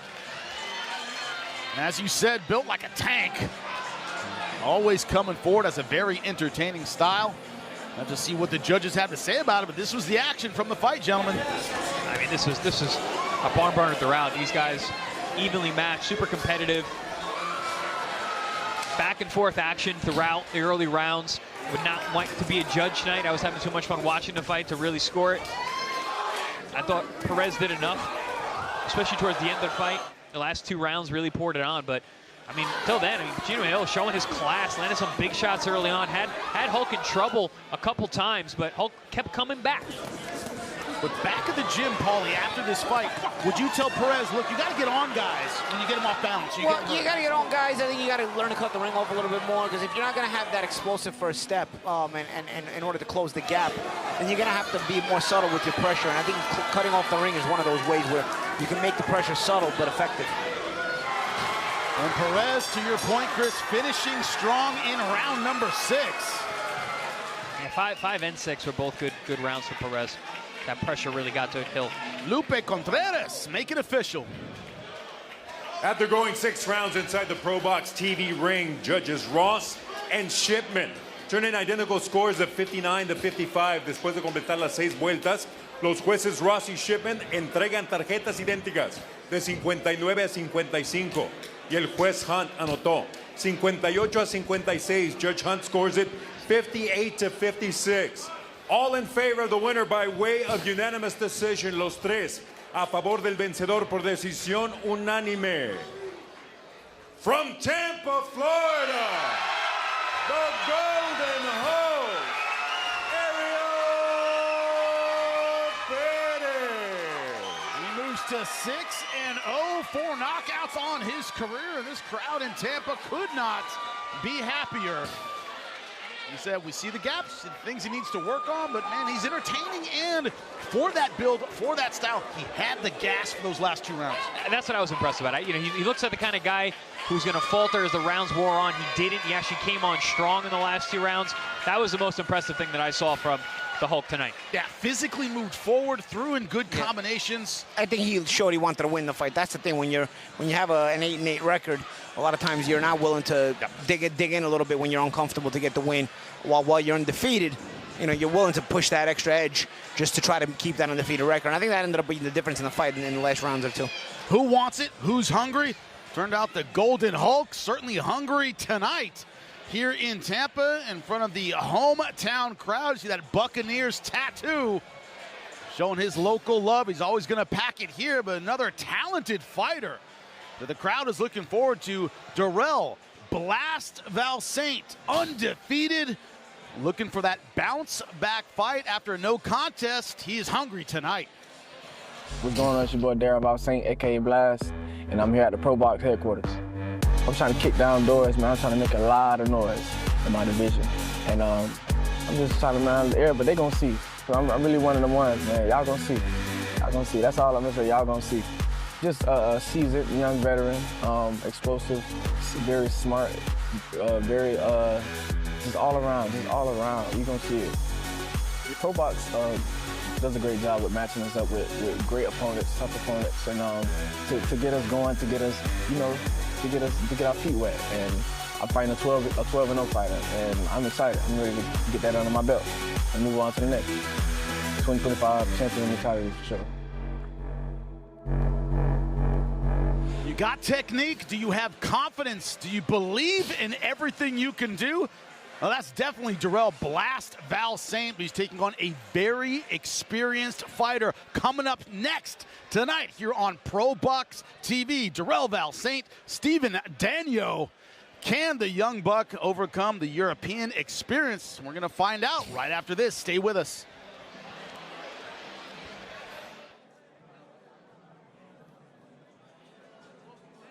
The Boeing Center in San Antonio. In the main event, San Antonio's own future world champ Ramon Cardenas takes on one of the most exciting young super bantamweight fighters emerging from Mexico, Brian Acosta. And in the co-main, Guatemalan sensation Lester Martinez looks to continue his win streak against the king of upsets, Joshan James.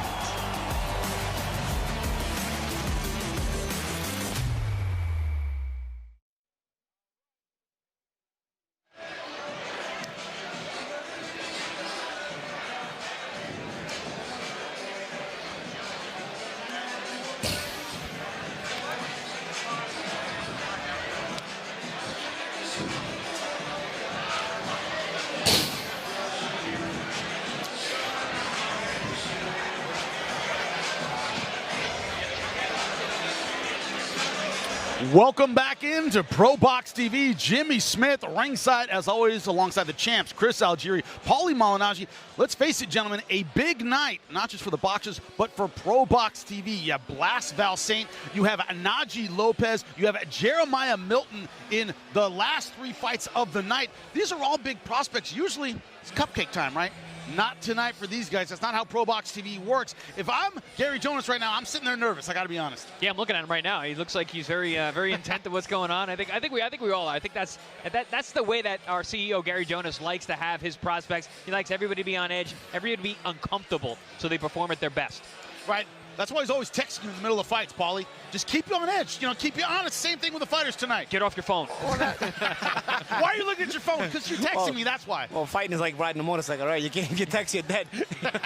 so you know, you got to be full on 100% focus in the ring. And I think Gary Jonas likes to get his prospects, the prospects signed to this network. I think he likes to get them on edge like that. I think he likes to make them feel they're in camp. It's that heat, that pressure. I think, you know, he made a good point when he likes to say that if you give a prospect guys who are consistently an opponent whose level's below him, he doesn't have that edge when he's training every day. There's not that same motivation. You know, you got to feel like you're going somewhere, and the way you feel like you're going somewhere is your level of opposition keeps getting raised. And the more impressive you can look as they raise your level of opposition, the closer you're going to get to championship level. If you start to struggle at a certain level, I can remember when I was a prospect, I was like, I got to dominate all my levels of opposition. If I struggle, then they will not let me keep raising my level of opposition, and I'm not going to get closer to the championship level. And there's the big man right there, Gary Jonas. Now, he's trying right now not to look nervous, but when you look at Darrelle Blast Val Saint, who's coming up next, undefeated prospect, coming off the fight with Angel Ruiz, that was a clash of heads, the first no contest of his career. We're all interested to see how he bounces back. We're talking about the main event. It is Najee Lopez versus Lenin Castillo, a huge name versus the undefeated prospect, the guy who put it all together, Gary Jonas. What are his thoughts? Well, he'll tell you. Just ask him. Putting Najee in like that, that's a big test for him. So I know a lot of people down in Plant City are nervous. I like to make them nervous. I feel like if I make managers, promoters, and fighters very nervous, the fans are going to win. I'm going to put you in really tough, and you have an opportunity to ascend to what I think is probably the top late-stage prospect in boxing at 175. That's the reason for Lenin Castillo, and I think it's going to be quite a test for Najee. You know, what's the mindset between, you know, that kind of joking idea that you're trying to get these guys beat? Well, I mean, there's truth in jest. I mean, I am at a certain point, once a prospect gets into the 3rd or 4th year, double digits and later stage, I am trying to get them beat, and I hope I fail. I find that when a fighter spends 3-4 years fighting guys that are well beneath his level, the fighter knows that. I mean, he really, deep in his heart, he knows. And therefore, there's no intensity level. There's no fear. He goes through training camp, which goes through the whole year walking, right? He's not nervous. He's not focused. Athletes need to be challenged. That's what brings out the best in them. So I believe it's part of their development. I may be alone in this. I know some people get uptight and some people say, I'm going to get my guys beat and you're going to get someone beat. But, you know, I haven't really beaten anybody yet. So this is my way of really keeping Najee uncomfortable and hoping that it makes him a better fighter in the end. And I think actually Najee will perform better against someone like that. I think his size, his length, his speed. I think Najee reminds me a little bit of a LeBron James on the basketball court is in the boxing ring. Even though he's big, he's quick. He can do the things that little men can do. He puts his hands together really well. So he's got a blend of all those skill sets. And I think it's just a question of Najee learning how to use those skills to dominate rounds, which means dominate a fight. The most important words for a champion, and he's fast and quick and technical and confident and young. That is definitely Darrelle Blast Val Saint. You see him in the ring, undefeated in his young career, 11-0-1. And that one no contest was last time out against Angel Ruiz. Very disappointing. What do the numbers tell us? The tale of the tape, Darrelle Blast Val Saint taking on Estevan Danyo. Danyo from the Netherlands. Val Saint is taller, reach exactly the same. They weighed in very, very similar, 0.4 pounds difference. The age, Estevan Danyo, 35 years old and much more experience. Lupe Contreras, make it official, get us started. We continue here at the ProBox Event Center, Tampa, Florida. This is ProBox TV, the action being brought to you by Bet Online and Wild Casino. This contest, 10 rounds or less in the Super Welterweight division. Este combate, pactado a 10 vueltas en la división peso Super Welter. Los jueces son, the judges are Braden Jackson, Shammy Shipman, and Harold Hunt. Presenting the blue corner, he enters wearing silver trunks, presentando la esquina azul.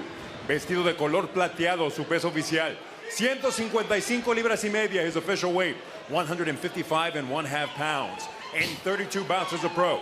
He maintains a record of 23 victories, against 6 losses, 3 bouts even, 8 of his victories coming by way of KO en 32 combates a nivel profesional. Mantiene un récord de 23 victorias, 6 derrotas, 3 empates y 8 de sus victorias por la vía del knockout. Fighting out of Rotterdam, the Netherlands, the chosen one, Estevan Danyo.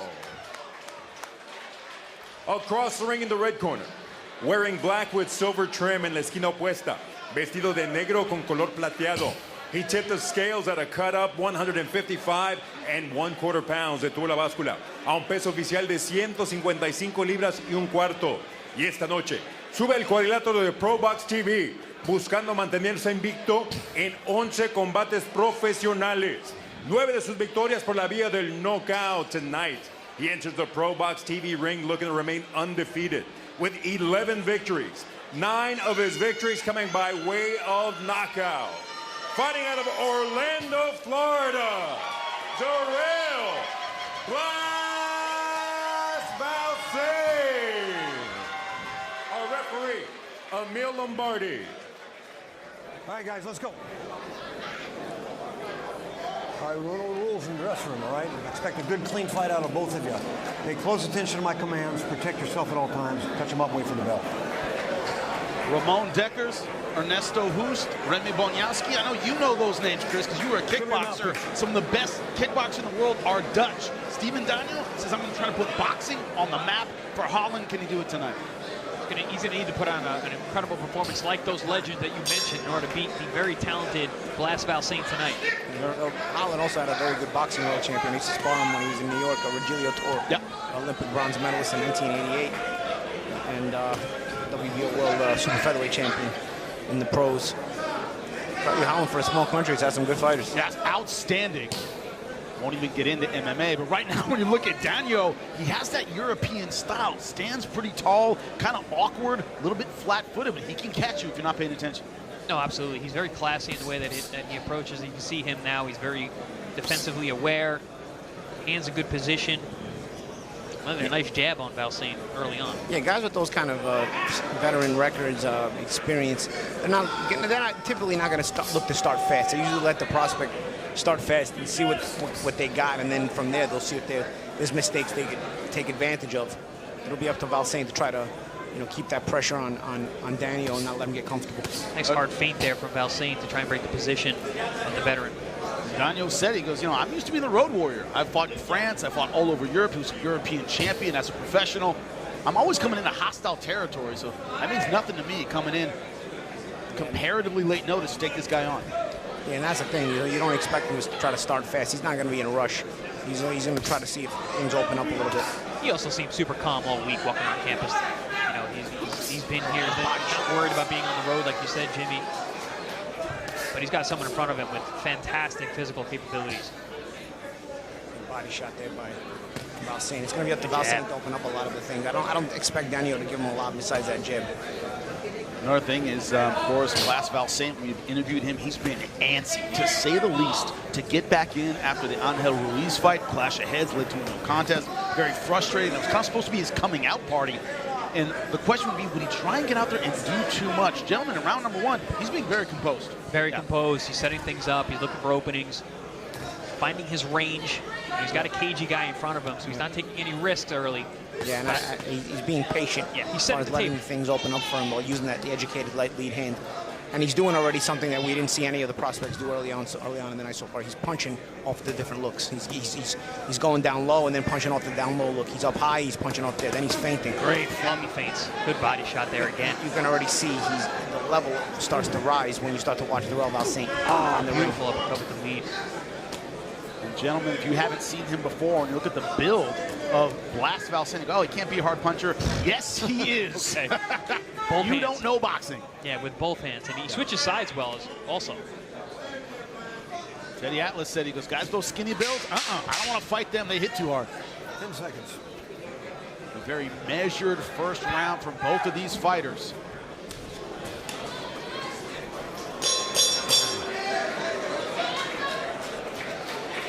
What happened? You get too close?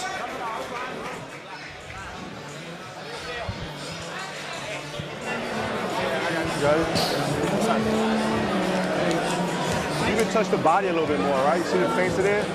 And the reason that you're just like, those jabs, you guys are good. Use your jab. He's trying to walk you down, right? But use your jab, get comfortable, be ready. Give me some.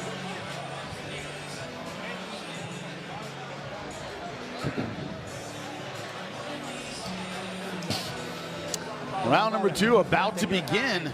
Steven Danyo, see him in his corner from the Netherlands. Measured first round.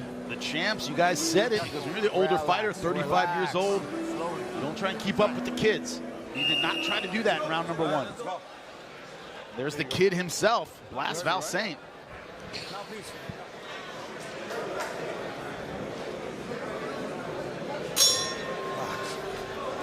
Round number 2. Val Saint in the black and silver.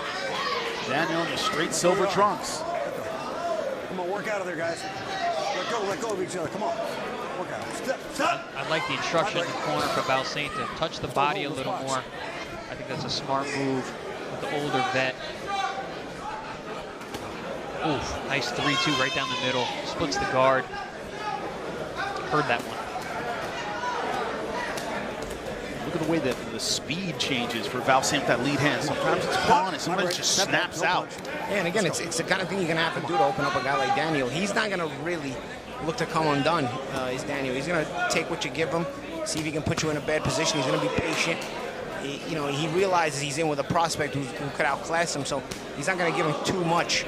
And he's going to try to see if maybe Val Saint loses patience and opens up a little too much for an opportunity for Daniel to hit him.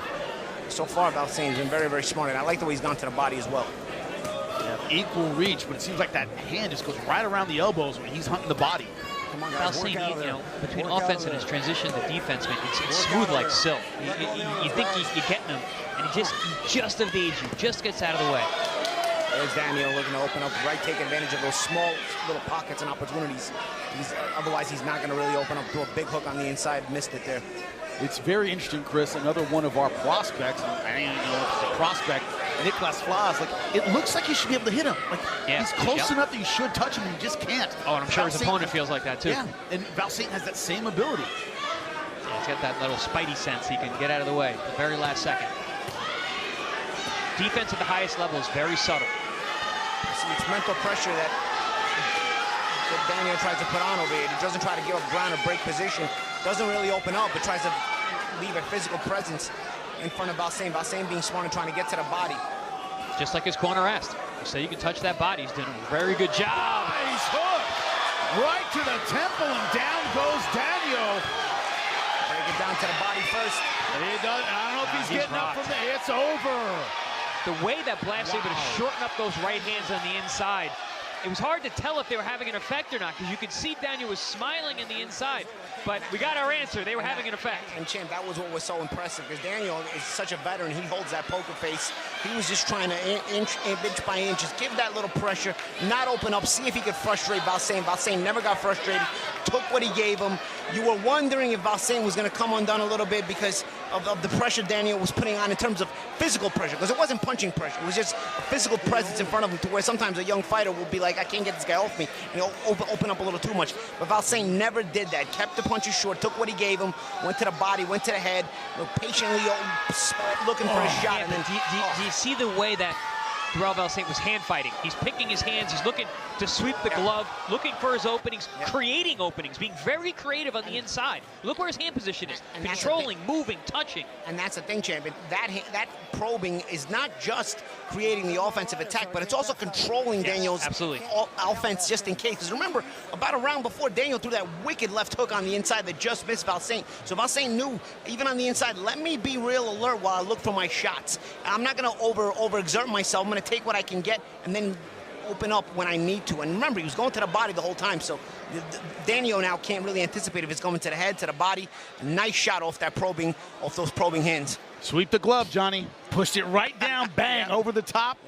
Beautiful stuff from Blast Valsaint. I'll tell you, he keeps surprising you. No matter how good he is, you realize he's good, but he keeps showing you new wrinkles. Like, this was a night, as I saw this fight start to open up, I said, okay, Valsaint may get some rounds here because Danyo's not going to go away that easily. He knows Danyo's not going to really win the fight, but Danyo's going to try to remain dangerous and try to put that mental pressure. And Valsaint surprised me again. He found the way to stop this guy. He surprised Danyo because Danyo never saw that ability in any of those fights because we haven't either. We've never seen him be able to shorten up the shots in that way and still generate power. Different pace tonight from the Ruiz fight. Yeah, he gets more impressive every single time. We saw 5 or 6 speeds from Blast Valsaint. Lupe, make it official. The official time inside the ProBox TV ring, 2 minutes, 17 seconds of round number 2. El tiempo oficial, 2 minutos, 17 segundos del segundo asalto. Your winner, by way of KO, el vencedor por knockout. Still undefeated, Darrelle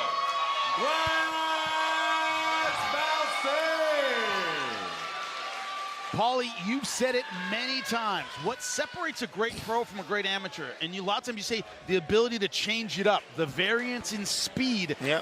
Valsaint had, as I said, 5 or 6 different gears in there tonight. Yeah, different gears. He has a high IQ in there. He has a mean streak, but doesn't go outside of himself in order to search for the knockout. He has that warrior mentality with the high IQ, looking like a black Goku.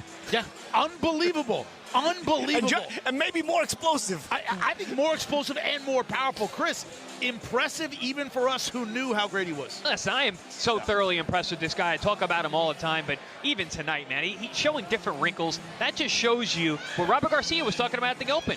He wants to see a guy with discipline. He's got the physical talent, obviously. Guess what? He's got the discipline, too, because he's working on things, coming back, and getting better each and every fight. And remember, I was curious to see how that Ruiz fight would open up, because the discipline he showed early in that fight at that fast pace was unbelievable. I wanted to see if he could continue. We didn't get to see it. Well, you know what? This was a different pace. This was a slower pace, a different kind of IQ you got to show in this kind of fight, and yet the discipline remains. Can the heavyweights do the same? That is the question in our co-main event. Another prospect in Jeremiah Milton, 11-0. Well, guess what? His opponent, undefeated as well. Who will come out on top? Got to stay tuned. Check it out. ProBox, you know, it's an amazing platform. It's always been tough, competitive fights. You've seen a lot of people, you know, get upset at, you know, on the night that they were supposed to go out there and do their thing. But, you know, it's not about having a name over here. It's about, you know, getting the job done. So, yeah, not my first time fighting an undefeated guy. A lot of those people on my record right now, I'm pretty happy with the resume that I've built. And I'm more than confident in my skill set. What kind of a statement you looking to make against this guy? You know, because you've been off for a little while. There may be some question marks about the inactivity. Some guys don't perform well off inactivity.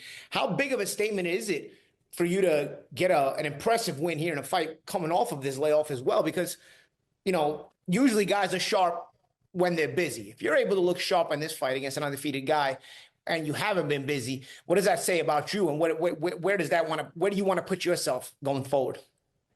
You know, I've always sought to, you know, catapult my name amongst all the top heavyweights.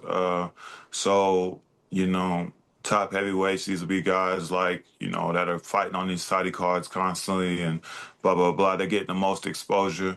You know, I believe I belong in there with the best. So, you know, to come out here and to do a job on this guy who, you know, he's also put in his time. You know, obviously he's got himself to a certain point in his career, so he's going to feel a certain type of way.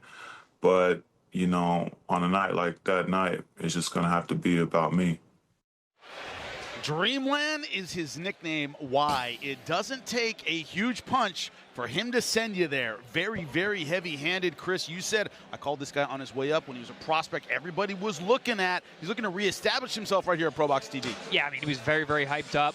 A top prospect, big amateur. He's also doing a lot of work in gyms with high-level, world-class heavyweights. So there's a lot of buzz around him.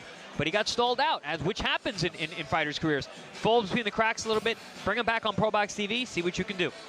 When you look at that, you usually don't match a prospect who's undefeated against another undefeated prospect. But that's we do on ProBox. We do on ProBox. Jeremiah Milton versus Stanley Wright. That's right. They are both undefeated. 24 combined wins. Who will come out on top in a fight that we don't expect to go the distance? Stay tuned right here on ProBox TV and find out.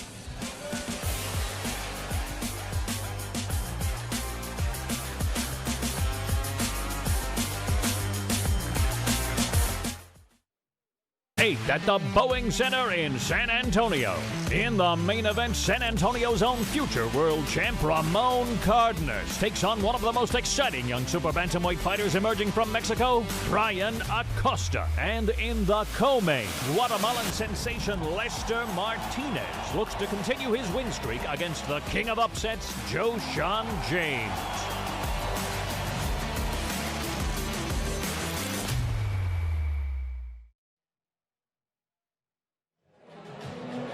Welcome back here. Promo? Oh, no.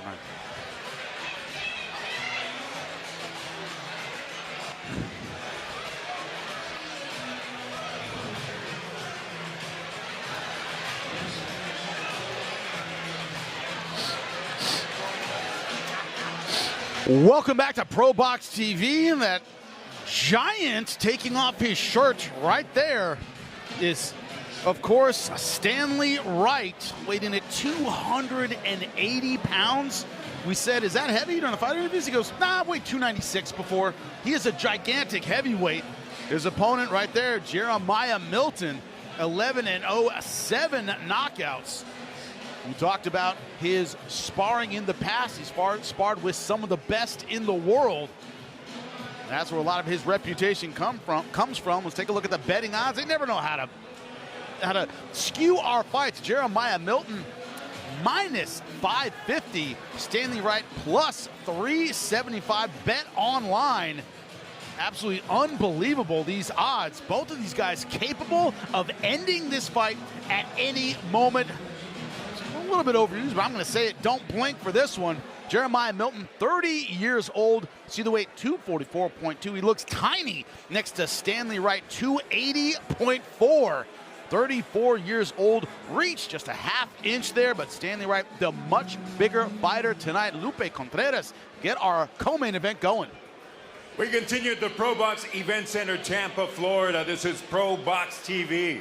The action being brought to you by Bet Online and Wild Casino. This contest, 10 rounds in the heavyweight division. Este duelo, 10 vueltas, división peso completo. Los jueces son, the judges are Michael Ross, Braden Jackson, and Shammy Shipman.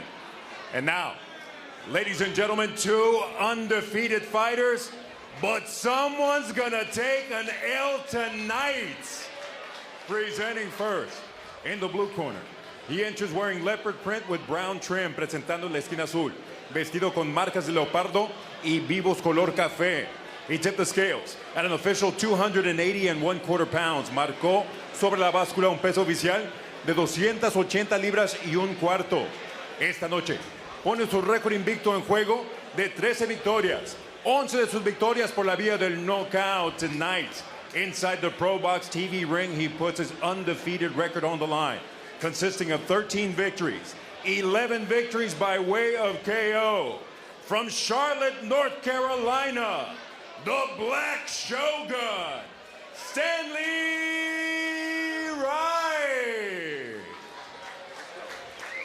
In the red corner, wearing white with blue trim en la esquina roja, vestido de blanco con color azul, su peso oficial, 244 libras y un cuarto. His official weight, 244.25 pounds. Like his rival, he too is undefeated as a pro, with 11 victories, 7 victories coming by way of knockout. Igual que su rival, se mantiene invicto a nivel profesional con 11 victorias, 7 de sus victorias por la vía del knockout. Fighting out of Las Vegas, Nevada, and representing his hometown of Tulsa, Oklahoma, Jeremiah Dreamland Milton. Our referee, Christopher Young. Red corner, blue corner. All right, listen, champ. Over here is good. Everything over here is going to be good, okay? Gentlemen, you know what time it is. Fight hard, fight clean, touch them up. Oh, we know what time it is. Our co-main event, two hard-hitting heavyweights, both of them undefeated. No surprise, both of them promised a knockout, gentlemen. All right. The heavyweights, what are they supposed to predict? What are they supposed to say? It's going to be a boxing exhibition. Heavyweights don't predict boxing exhibition. They predict knockouts. That's right. We're underway. Round number 1. Jeremiah Milton in the white and blue, right in the cheetah print. Gotta tell you, his corner, Wright's corner, right in front of us. He's leaning against the ropes, and I'm praying they're tight enough. Yeah, I am not used to seeing heavyweights in our ring. This is interesting to have these big guys here. Yes, Wright, what makes him different is I have hand speed. I don't throw punches like a 280 pounder. He doesn't. He doesn't. Every time I see a plump heavyweight, I think of Frankie Swindell in the 90s. Yeah, Frankie Swindell had those fast hands, little rotund, but he could be dangerous. Well, look at Andy Ruiz. Oh, yeah, that's true too. That's more new generation, right? Another fast-handed heavyweight that's not built. Doesn't look like he's built for speed, but he is. David Tua, surprisingly quick, especially when he got inside, especially early on. Oh yeah. Trust me, we can talk about the 90s all day here. ProBox TV, we've got the generation for it. But right now, making his presence known. That hand speed. The thing about Wright is he's starting fast. Now, I mean, that's where you do start to think about the excess weight. Does he tire out if he can't get nothing out of there? Another thing about his size, gentlemen, Wright, really not a footwork guy. Kind of stands there in front of you, not a lot of head movement. Could have guessed that. Yeah, could have guessed that one. I was gonna say. Could have guessed that. Right? You say usually when you're a little bit, when you lay that rotund, you take away your footwork most of the time. Milton, on the other hand, very classy, uses the jab, fights out of that tall position, goes high, goes low. Another guy who likes to set the table, takes a right hand there on his way out, but circled away with it, took some of the power off the shot. Right, one of those guys. Don't have to land clean, at least push you out of the way. Milton consistently escaping to his right.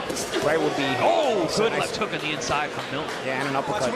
Wright would be well served to cut off the ring and go into his left and maybe trying to walk Milton to a left hook if that circling to Milton's right continues. Wright says, very honest about it, says, Milton's my most dangerous opponent yet. He's the best guy I've fought. Milton, one of those guys, because he is a thinking fighter, he does have a high IQ, can get stuck in the mud at times, thinking a little too much before pulling the trigger. You said that's one of his weaknesses, Chris, in the fights you've seen is he doesn't always let his hands go when he should. Yep, he's got beautiful punches, great combinations when he lets his hands go. Has the idea of what he needs to do. He just sometimes needs to pull the trigger a little sooner. Step back. Sparred with guys like Anthony Joshua. You know, he knows how to deal with world-class skills. Yeah, you can see these punches are whiz. Oh, what a right hand! Straight back. Milton on his butt in round number 1. You said it, Jimmy. This is not the time to go grab a beer. We got heavyweights in the ring. Just seconds left to go in the round, and Wright pushing forward. And it's also the time where odds makers have nightmares because a plus 375 underdog just scored a knockdown in round 1. Paulie, I'm not saying, hard knockdown. I'm not saying you pulled out your phone when you saw those odds, but you were thinking about it. Unbelievable odds considering what we're seeing. Yeah, and that's the thing, man. Yeah, pull it up. Yeah. And it's consistent with the product we've been giving to fans if they've been watching ProBox for a while. The underdogs are live here. Look at this shot. Right over the top.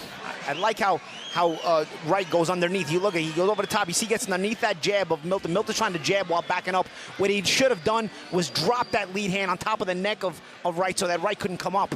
You know, it's a little bit dirty, but it's savvy because you realize you missed the jab and the guy's closing the gap. If you keep going backwards and don't pull him down, he's going to have the momentum coming forward on the right hand, and that's exactly what happened as he was able to come over the top with the right hand. You know, Jimmy, I had mentioned that Milton has a tendency to box from a tall position. That got him in trouble there. I was actually surprised. Stanley tall and going straight back. Slid out nicely to his right. Stayed low, threw the punch over the top. Nice move by Stanley there, even with some footwork. You know what? Wright is undefeated. We talk about he's young though, but he's still undefeated. And so being undefeated is not just a record, it's a mentality as well. And that's why I love these matchups when we match these hungry guys up against one another. Well, Stanley Wright, a big knockdown at the end of round number 1. Now start round number 2. We'll see if Milton has been able to clear the cobwebs. He looks clear in terms of his balance, his eyes. He's come out feinting, pawing with the jab, probing. Scheduled for 10, so fortunately enough rounds that you can right the ship. He's now respecting the power of Wright if he didn't before. Wright looks dangerous with both hands. That left hook is quick too. And for Wright, it's also, you know. Oh, there it is, the left hook. Quick left hook there. For Wright, it's also reason to be confident going forward. You know, to continue to have that self-belief that, frankly, he started in round 1. Frankly, Wright started with that belief in round 1. You can see with his body language the way he's been fighting.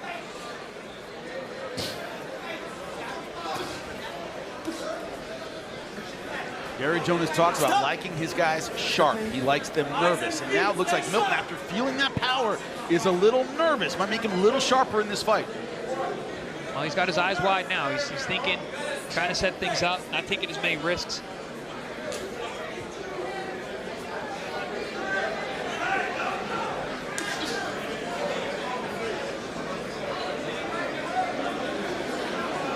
I think it has to come a point for Milton where he does have to make Wright think a little bit. Right now, Milton is too basic with his attempts and his attack, and he's not really a lot of pressure or a lot of stress on Wright. Wright is basically, when he's in defensive mode, Milton is not creating enough to make him tired, and then when Wright wants to get started on offense, he has the freedom to try to get started on offense. So I think it's up to Milton to try to create at least a threat or the potential threat for Wright to feel, so that mentally he can feel a little stress. Otherwise, you're going to have a hard time also, you know, fatiguing Wright for that matter. And surprisingly, Wright, for his size, 280, he can move forward very quickly. Oh, good right hand there from Milton.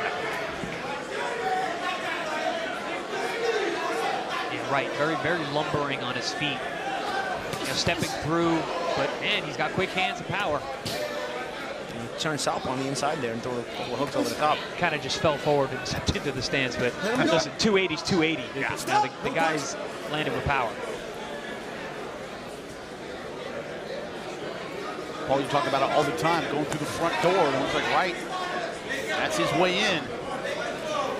Not really trying to cut angles, pulling forward. But he does get low, like we scored the knockdown. You know, it's when I feel like guys come through the front door, they just give that one look. You see right there, tried to step in as a southpaw, try to change the angle a little bit. So he is making an attempt to create side doors here, Jimmy. But I think Milton actually has to make an attempt to try to create different looks here. I think he's not coming in at all. When he is trying to come in, it's the same look over and over. There's a lot of opportunities for Milton that he's not capitalizing on. Much less active round. Looks like that might suit Milton a little bit more. Okay. Stanley Wright. You're ready to win in a fight. Roach King, he is breathing real heavy. It's a downside of coming in at 280.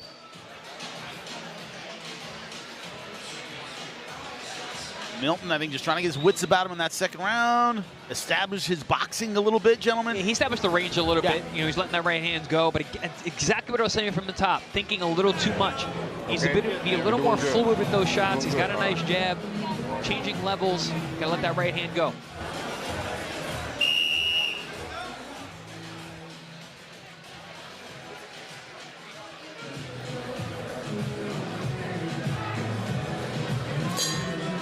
That's the start of round number 3, scheduled for 10 in our heavyweight co-main event. Jeremiah Milton in the white and blue. Stanley Wright in the cheetah print. Knockdown in round number 1. If you missed it, was Stanley Wright landing a big shot with that right hand, putting Milton down, but Milton recovered well in round number 2.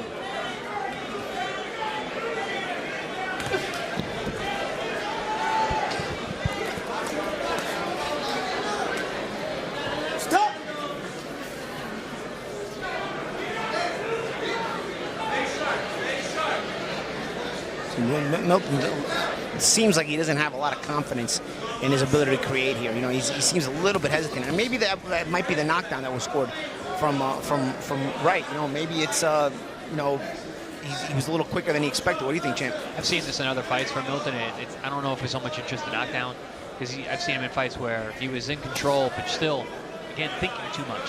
You can see the gears turning in his head.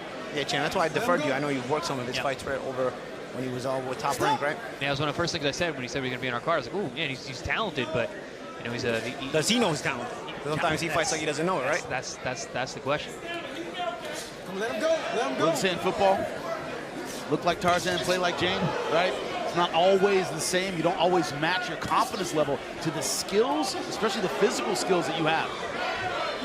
Let's see, because he's got a hungry guy in front of him. You know, Wright, you know, is undefeated himself, and again, he's got the mentality. So Milton is going to have to match that mentality here. You see, he's going to start working his way into a threatening position in this fight. Right now, I do not think Wright has felt any threat from Milton. No, and Wright's breathing very, very hard. He was breathing hard in the last round. In between the corner, didn't look like he recovered much at all. Still throwing some hard slapping shots here, but I don't like the way he's walking around the ring. Also, another problem is he's had trouble staying at the right distance. Right, he falls into a lot of his punches, smothering his shots. Steps through into southpaw position. But I think that actually helps Wright because he can get cheap rests in the clinches. Yes, exactly. Milton doesn't really force a work pace in the clinches, so I think those clinches actually help. Well, Milton also allows for a start-stop. Yeah. A lot of start-stop, a lot of setting up, and then tangle. He's also recognizing the fatigue creeping up on Wright and recognizing that he is a bit heavier than he should be. Should at least make Milton maybe want to carry a little bit of a heavier pace. But also, when you got a guy who's got fast hands, who likes to pull the trigger the way that Wright does, get on those feints. Yeah. Feint out that first move, especially when you got a guy whose gas tank is diminishing. Feint them out, get that explosive movement, take advantage, capitalize, sap that gas tank even quicker. Right now, the difference in the fight is really who's hungry. Milton's not really showing a lot of hunger to try to create and get on the front foot. And Wright hasn't been active, but when he's been active, he's been explosive in some ways.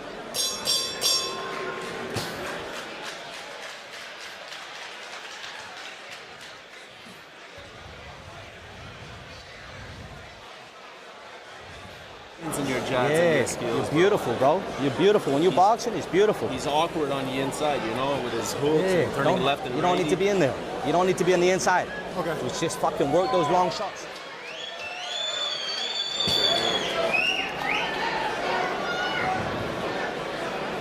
How you feel? Well, everything is bigger in Texas. That's where we're going February 8th, San Antonio. Ramon Cardenas versus Brian Acosta. 45 wins, 1 loss between these two fighters in our main event. Also, Lester Martinez, Joe Sean James, both undefeated in their own right. That is a hell of a card from top to bottom. Don't miss it. Download the app now. ProBox TV. Find out why millions are watching. Right now, we are watching a co-main event. 2 heavyweights scheduled for 10 rounds. This is round number 4. We see the 280-pound Stanley Wright to your right in the cheetah print. It was a short notice fight for him. He said, you know, gave us the "I'm always training" line, but you know, no one's always training for a fight. It doesn't work that way, Paul. Yeah, fight training is different than being in shape. And I mean, Wright's in A shape. But it also, guys, it also is up to Milton to recognize that it is a sort of a last-minute opponent, and try to bring a pace to him and test if he's going to be in shape enough to carry it. You know, but you know, it's up to Milton. So far, I think through 3 rounds, they haven't carried much of a pace, and I think Milton has failed to even test that out.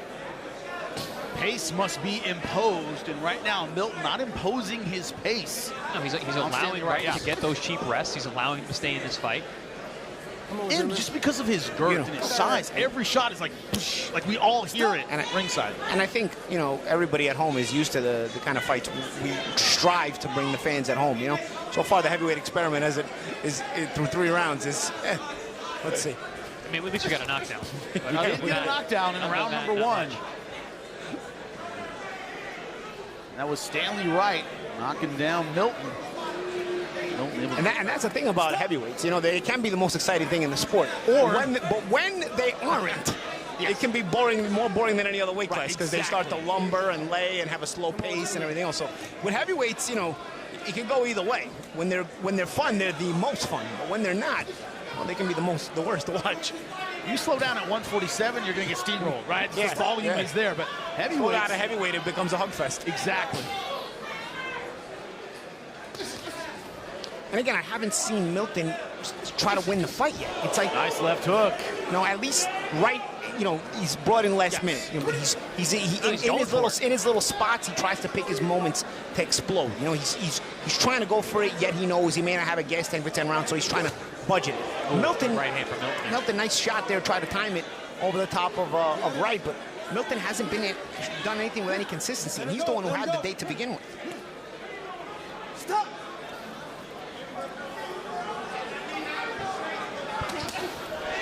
Another left hook there from Wright over the top of the right hand from Milton.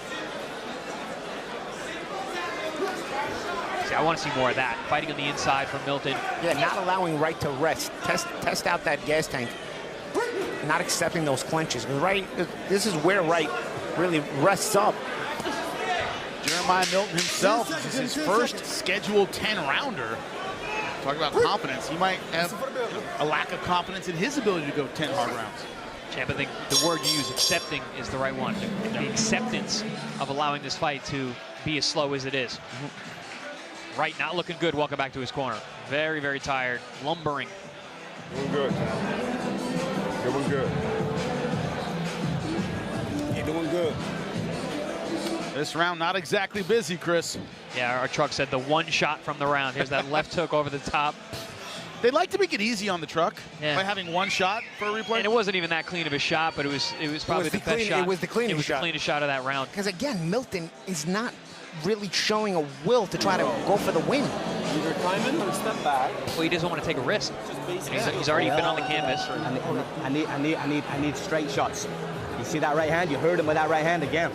Keep fucking straight shots. You ain't got to know for nothing else. Okay. Straight shots, feint, step back, bum bum. You hear me? That 1-2. The heavier fighter, sound advice, throw straight punches. You're good, you're doing good. Yeah, you got it. The question is, can the 280-pound heavyweight and Stanley Wright go another 6 rounds as we begin round number 5? Oh, nice slip on the inside and rip of the uppercut lead hand from Milton there. And that's the thing. Every once in a while, you see why there was so much hype around this guy, because of the ability, because of the talent. But off a sharp counter like that, then you do start to lead, right? But instead, Milton back to that posing. Like you said, I don't think it's going to take much. If Milton just steps on the gas pedal a little bit, lets those hands go, he's got a guy in front of him who's wilting. But then you give Wright a chance to get confident again. Because remember, Wright is not just an opponent. He's undefeated, opponent, but he's undefeated. But he also understands he's talented as well. He's got fast hands. He's a big guy. He can obviously punch. So when it comes to this, you've got to beat the winning mentality out of a guy. It's not because he shows up with a winning mentality. It's not like you're fighting journeymen who don't show up with a winning mentality. And if they win, they can win. But if not, hey, it's not the end of the world for them. They're not going to break their back over it. A guy with an undefeated record shows up with a winning mentality. Let him go. Let him go. Been a lot of this in close clinch positions, where, as you said, it's been Wright looking for those cheap rests, little short break. Come on, gentlemen.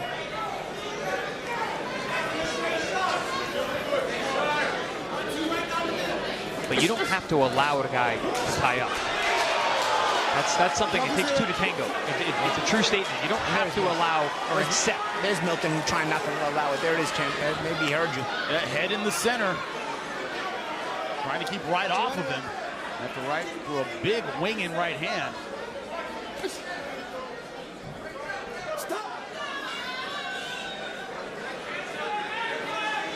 Now you almost think, champ, like all the sparring, all the great sparring that Jeremiah Milton gets, is he getting into that sparring partner mentality where he's not trying to win? It's a good point, yeah. You just got to go rounds and get the work in. Are you nurturing your whole career, your own career, by doing that, by allowing yourself to make that the normal mentality you bring to your fights? We're out here, ProBox TV, not used to fights that aren't all action, and starting to get on both fighters now. Especially the night we've had. Right. Very competitive fights throughout. Great stoppages. Darrelle blast Val Saint, showed education. Fight before this, great knockout. Jordan, nice man. Roach looked very sharp in the open. Had a game guy in front of him who was trying to win throughout.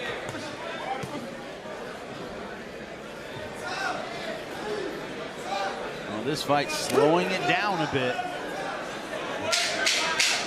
10 seconds left to go in round number 5. Another slow round, but Milton landing a little bit more. That's all you can say about it. February 8th at the Boeing Center in San Antonio. Cardenas versus Acosta. Martinez versus James.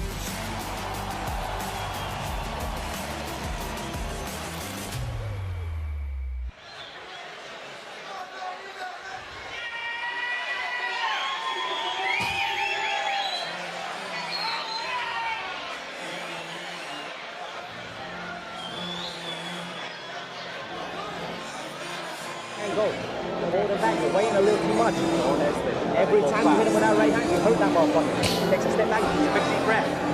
Let it go. Good job. Good job. You're doing good. Don't forget, this is our co-main event, Najee Lopez versus Lenin Castillo. That's in the light heavyweight division. Najee Lopez undefeated. Lenin Castillo has taken on some of the best in the world at 175 pounds. Big step up for him.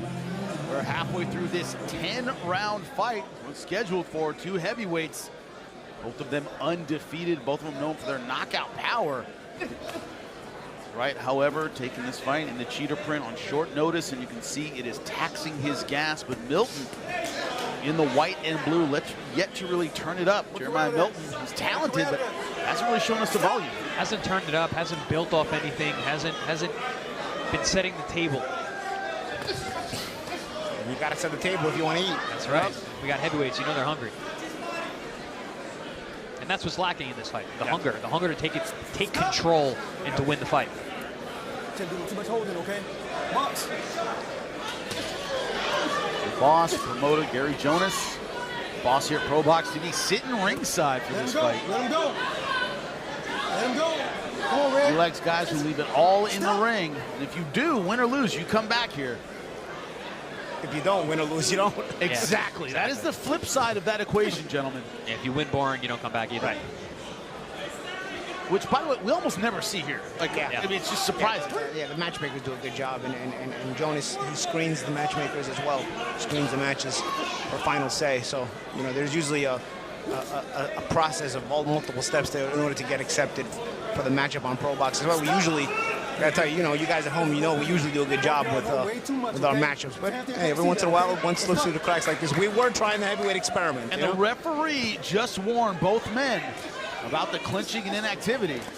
Yeah, because I'm sure Chris Young is also, you know, getting bored in there. He's also not used to this. He works a lot of our shows, and he's used to, you know, excellent fights back and forth. He rarely has to separate guys because guys want to let their hands go. You see us to work. Yeah. Dude, and also separating these guys, I wouldn't want to be the guy in there. Pushing these guys apart. Milton trying to lean on Wright as he leans over there, trying to put some weight on his back. Smart move that Lennox Lewis used to use really well with shorter guys. Oh, nice hook there by Wright. Nice jab as well. See, now Milton's starting to go for it a little bit there. He got hit with the shot, but came right back and started to throw with him. We haven't seen that much. Usually when he gets touched up, he covers up and then we go to the clinch. That time he fired back. You're getting too much weight in, guys. Wright looks absolutely exhausted.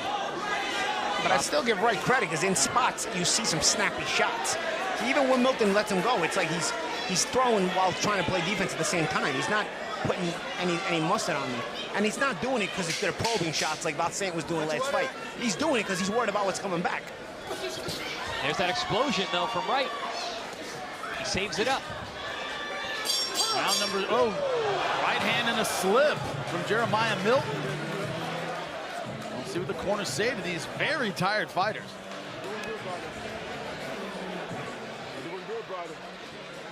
Great.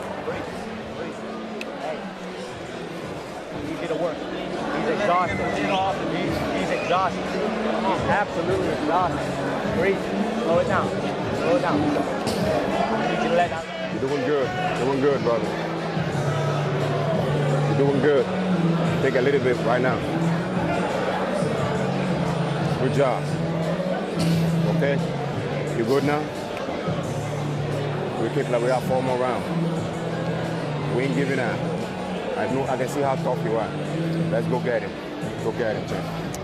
Here's a cheat code for those of you watching at home. When you say, what does bad cornering sound like? I say, if it's something your mom would say, it's bad. Good job. The 4 more rounds. All right, my mom could say that. There was no tactical advice, nothing to change. If it's something, guys, am I wrong? If it's something your mom would say, good job, champ. You're doing good.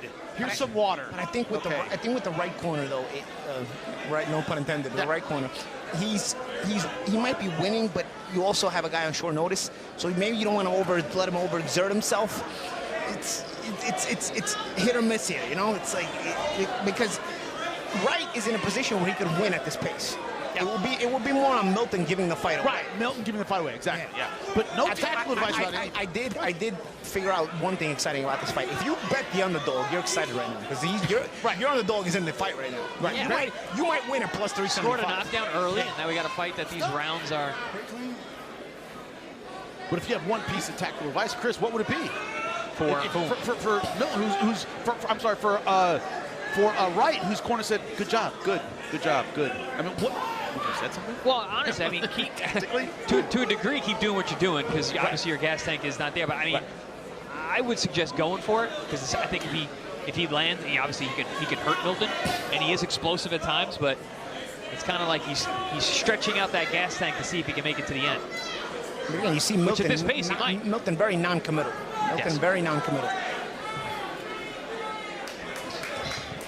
Milton's corner a couple rounds ago said throw straight punches. That's all you need to do. And if he does throw them, it may work. But he's not doing that either.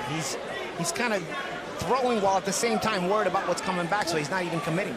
Milton, though, when you watch this, he's very frustrated. You're seeing some talent. You see him show flashes of what he can do, but also you're watching being, you can do this, you can do that. There's opportunities. He just does not pull the trigger. Yeah.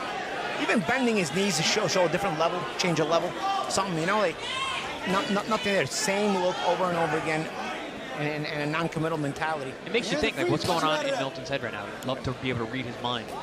But when Jeremiah Milton got signed by ProBox, Chris, you said it. You went, well, he's had some up and downs. I've called his fights before. Real talented, looked a lot like this. And guys, guys at home, when we say signed by ProBox, you know, networks used to sign fighters. You know, we don't want you guys to confuse us for a promoter. At times, fighters sign with ProBox just so we can have them repeated on the network. We're not a promoter. We're not signing guys to a promotional deal. We're signing guys to network deals the way sort of on a higher level HBO and Showtime used to, where they were signed to Floyd Mayweather signed with Showtime and HBO at the various times in his career, right? So you know, we're a network that's at this level, not at the championship level, but nonetheless, we're trying to bring you guys the best fights possible. So we do sign fighters as well to the network. Yeah. Ooh, good shot there from Wright. Oh, good left hook. Again, that whipping left hook of Wright, very impressive. And I got that one. Those are eye-catching shots at the bell in slow-paced rounds that can lay it out.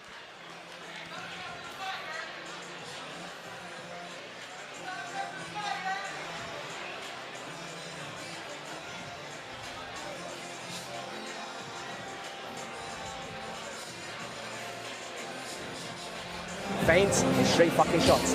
You hear me? 3 rounds left, bro. We gotta win. Fucking rounds. We gotta win every round. Every round, all right?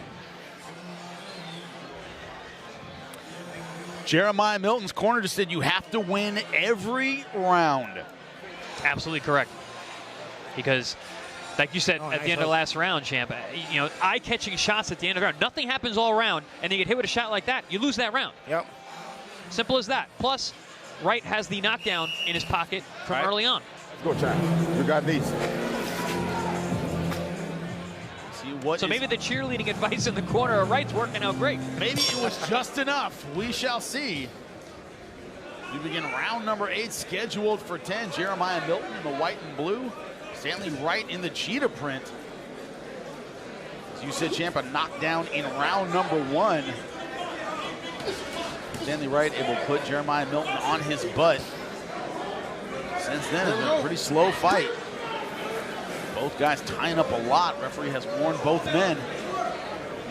You know what has not been slow is the hand speed of Wright. He does have he quick throws, hands. he's quick. Yeah, absolutely. Not been consistent, but at least he's shown a change of gears at times. Milton never gone through a change of gears. Seems like he's never gone out of first. No, you're right. Maybe touched second at times in the clinch when he tried to force the fight in the clinch, but other than that, it wasn't. Not really coming out of the gears. But no consistency from either man, really. But the only thing that's been consistent has been the hand speed from Wright. There it is again. Beautiful right hand. But when he puts the speed on, it may be few and far between, but he can go from first to fourth. You know what I mean? Like he gets it up there. Also, you do get the feeling that Stanley Wright, he's fighting with what he's got. He's a late notice fight. Exactly. He's got power and he's got speed. He can't use it consistently, but he does. You get the feeling that Milton isn't using what he has as much. Right? Wright is doing everything he can. Winning mentality. Right. When you fight a fellow prospect, they have that winning mentality. You're no longer fighting opponents who will sort of accept that, okay, yeah, it's not my night, whatever. I'm not going to risk making it my night. While a guy who's a prospect will put himself a little bit more at risk to keep that undefeated record or to keep that dream alive of continuing to go up the ladder, ascend the ladder. Guys, if you're noticing, Wright's actually working a lot this round. I think he sees the end is near. He's like, you know what? I got 2.5 more rounds. I'm going to go for it. Yeah, I still feel good. This guy's not pushing me. Why not? And Milton now bleeding from the mouth a little bit. Great Emmanuel Stewart said it one time. I think it was to Lennox Lewis. Can't take your punches home with you. Whatever you got, you throw it. Interesting fact about Wright. Turned pro at 180 pounds. I cannot. That was 100 pounds ago. Yeah. So now you think about this hand speed. Where did that come from? He used to be a light heavyweight. Yeah, and he probably has that little bit of a spice to his style at the lower weight classes, right? Sometimes you just eat your way out of weight classes. Yeah. I cannot picture. I did it post-retirement. Well, yeah, post-retirement you did. Yeah, Wright's the kind of guy. He's got some talent. He's got some power, obviously. He's savvy enough. You're going to get him in shape, put him through real camp. Doesn't take a fight on short notice. Let's see if he can sneak out a victory tonight.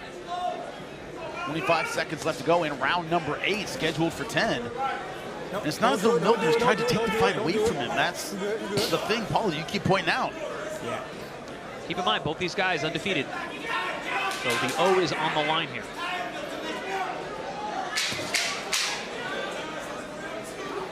Ten seconds, gentlemen. This is the kind of fight where nobody's going to be impressed, even if you win it. Right. At least if you win it, you still have Sterling record. You may fall into another fight. If you lose it, you've lost it and you look bad. Right. If you're going to look bad, at least win, right? Yeah. 2 more rounds to go. This heavyweight co-main event. Don't forget, the main event still on the way. Najee Lopez versus Lenin Castillo. Fucking be in control and take that fight. Take the fight to him. Under behind feints and let your fucking jab go. Look at me. Hear me. Behind feints and let your jab go. You're gonna win this, but you gotta let your fucking hands go these last 2 rounds. How often do you hear that, Chris? Let your hands go. Hey, don't know what to tell you. Can't win if you don't punch. What else are you gonna say right now? I mean, when you let his hands go, good things happen. Let's go work. Let's go work. There's nothing he can do to you right now. He's scared of you, so put it on. And that is an exhausted fighter in the corner. Yeah, but the corner has some good advice there. He can do nothing to you. He's scared of you. Okay, go after him. And that's the thing. If Milton is kept on the back foot, Milton can never create anything. Right. We've already seen that. Milton has been having trouble getting on the front foot and started sort of getting on a creative mode. But on the back foot, Milton has trouble creating. And so I guess that's the mindset behind those instructions. Stay on top of Milton so that you keep him on the back foot. All in Milton's corner, they let him know, hey, bro, you gotta go for it now. If you're gonna save him, you better let him go the last. I can see Milton stepping in with a nice 1-2. You know, we got a tired guy in front of him. He could take this fight too. Yep. Like that. Nice jabs though by right there. Smart, solid jabs. Don't turn around. Again, in a fight where landing shots are few and far between, even the snappy, quick punches that land here and there are eye-catching. Stop! Because Milton has no snap on a lot of his shots because he's half defending and half throwing when he's throwing. That's what happens when you throw punches while at the same time being worried about what's coming back.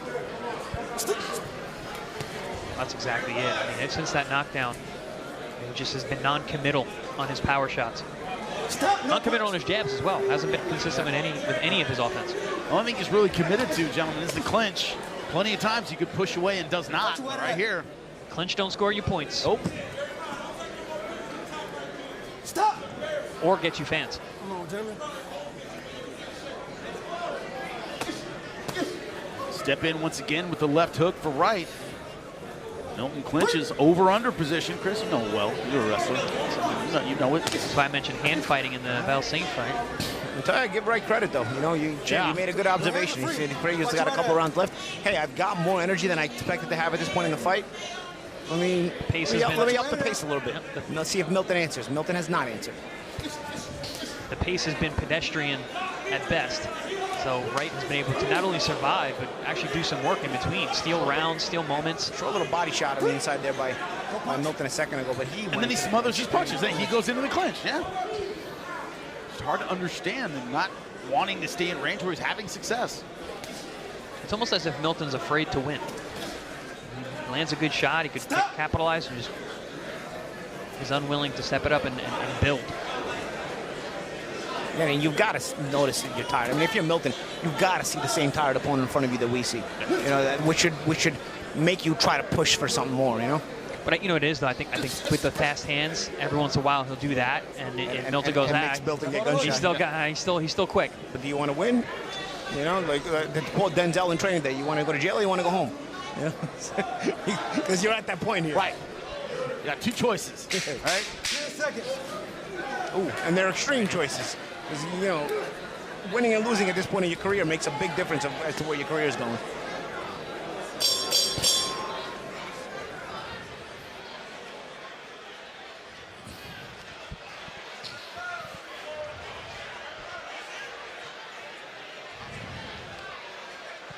Last one coming.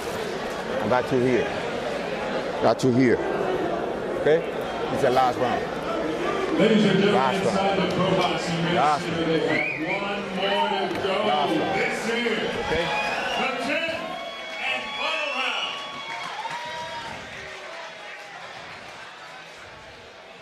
round. We are ready for our 10th and final round of our co-main event. Jeremiah Milton taking on Stanley Wright. And what may be a very close fight on the scorecards. Wright, short notice fight. He is absolutely exhausted. Got a knockdown in round number one. Has had some rounds where he's had success with that power. Jeremiah Milton, inactivity has hurt him in this fight. Gentlemen, it's one of those where whoever loses, and then, you know, especially with Jeremiah Milton, he would have to. He's going to have to say you could have done more than you did. Yeah. Right? Could have, should have, would have, didn't. Right. Type of thing, you know. This is one of those fights where you go back as a fighter and you go back and watch it, and I could have done this, could have done that. You know, I always tell young fighters, and they ask me, you know, going into fights, whatever you do when you wake up the next day, whether it's Saturday or Sunday, don't think you could have done more. Good left hook. Our viewers on the YouTube page have Wright winning. 67% of our viewers have Wright winning this fight coming into the last round. Yeah, it doesn't surprise me. That doesn't surprise me at all. Because of that, I mean, he just bowls in and throws some decent shots. He's got that whipping left hook that comes very loose from the shoulder. It's fast, it's eye-catching. It catches Milton, who's standing tall often and jabbing really with no conviction. And guys, you know, if you're watching at home, we advise you to stay for the main event. We do have Najee Lopez against Lenin Castillo, which is an explosive fight. We've got some great ring girls as well. You know, there's other things. Oh, good body shot there from Milton, but comes back with a clinch. Right with the left hook. Comes back with a clinch. And then he got clipped with a left hook, and then before the clinch. That was a really good left hook to the liver, though. You get the feeling that Wright is throwing everything he has. He's doing everything he can with the tools he had. I got the call last Thursday for this fight. He said, I was in the gym. Yeah, they all say they were in the gym, but he wasn't in fight camp. Again, why it's still unacceptable, this performance from Milton. Right. Got to be hungrier than this as a prospect. If your career means that much to you, you've got to fight hungrier than this. And as you said, Paulie, he's seeing the same thing we're seeing. He's seen a guy who's clearly exhausted. We haven't seen that double, triple jab you would throw on a tired fighter. Make them always be aware, wear them down, right? One guy's going for it, at least a little. Yeah, he's not going for it every round because I don't think he has the gas tank to do it. He's going for it intelligently, based on what he knows he's got. Based on what he's got, absolutely. Yeah. If I've got a couple of gallons of gas in the tank, I'm not going to rev the engine, right? I'm going to try to cruise it as much as I can. Roll downhill when you can. But do just enough to stay ahead. Just enough to stay ahead. Yep. Just enough to make sure the car doesn't turn off. Jeremiah Milton, his corner, saying straight punches, let your hands go. That's when you shut up the AC, you shut up the radio. We've all done it. We've all done it. And you pray you find a gas station. Right now, Wright is trying to seem like he might be ahead. He's just trying to get to that gas station, which is the 31 seconds away. 30 seconds left. The 10th and final round. Let's see if he can close strong. You'd argue both men need. There from Wright. I was going to say, yeah, has done more this round than Milton. Nice uppercut there from Milton. Good uppercut from Milton. Gets a reaction from the crowd. Talking about someone's having to go. Right about who finishes strong in this last 10 seconds.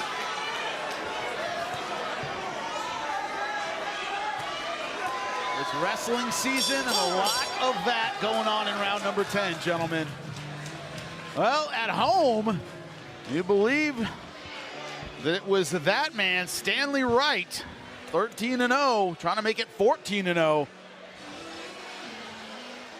Late notice, doing everything he can, Jeremiah Milton. Jimmy, I would have bet you a lot of money we would not have seen the final bell. Oh, totally. Yep. This is why I'm not a betting man. There you go, champ. All this, you do good. You did good. Did he do enough? That is the question. Okay. Fight without a lot of activity, but when Wright hit, he landed. There were meaningful punches. Good show. The question is, did Jeremiah Milton win enough of the middle rounds? We will have to see. Telling the crowd, took the fight last Thursday. Oh, we agree. Said that in the fighter meeting. The fact that he may have done enough to win, gentlemen. I mean, he definitely showed the will to want to win much more than Milton did. I just want to let everybody know, I'm reading the chats at home, guys. The chats are hilarious. Wright is getting called Suge Knight in the chats.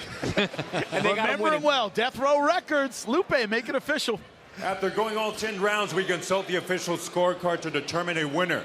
Después de completar las 10 vueltas, consultamos a la tarjeta oficial. Los jueces Shipman y Ross entregan tarjetas idénticas de 97 a 92.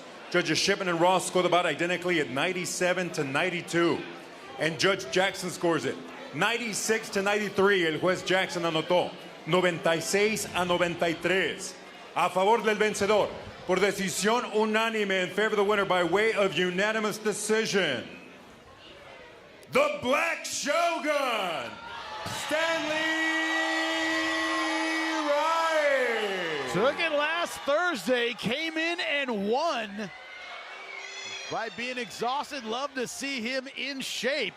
See what he can do. Stanley Wright moves to 14-0. And just so you know, the odds makers just can't figure it out on ProBox. A plus 375 underdog just won on ProBox TV. We have consistent underdog winners here at ProBox TV.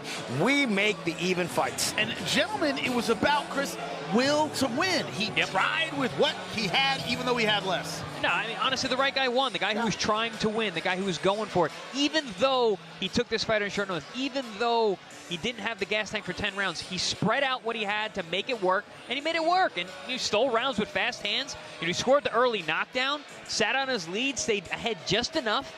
I can't complain with what Stanley Wright brought to the ring. And this is what he had, and he made it work. And Jeremiah Milton, his camp has to be thinking. Milton, on the other hand, I can complain a lot about. Why can't you do more? Why wasn't more done? Well, it's so frustrating because you see the talent. You see the talent. You want him to pull the trigger. It's there. There's so many opportunities, and he just does not have that will to step on the gas and get the win.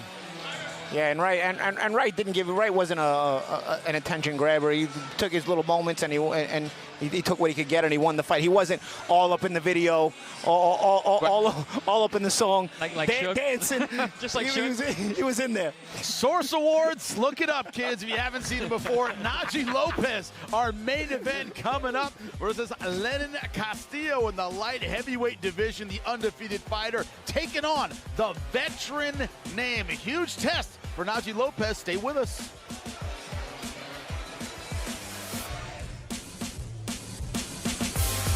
8th at the Boeing Center in San Antonio.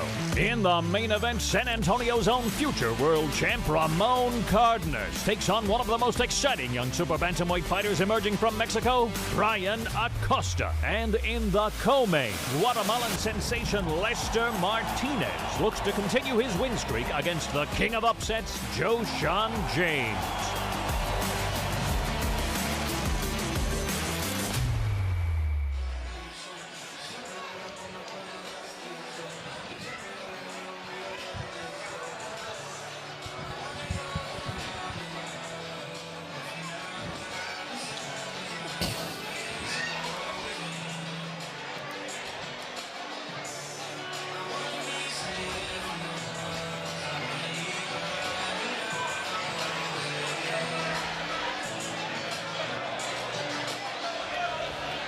ProBox TV is where you see the prospects, and it looks like there's another one in our main event.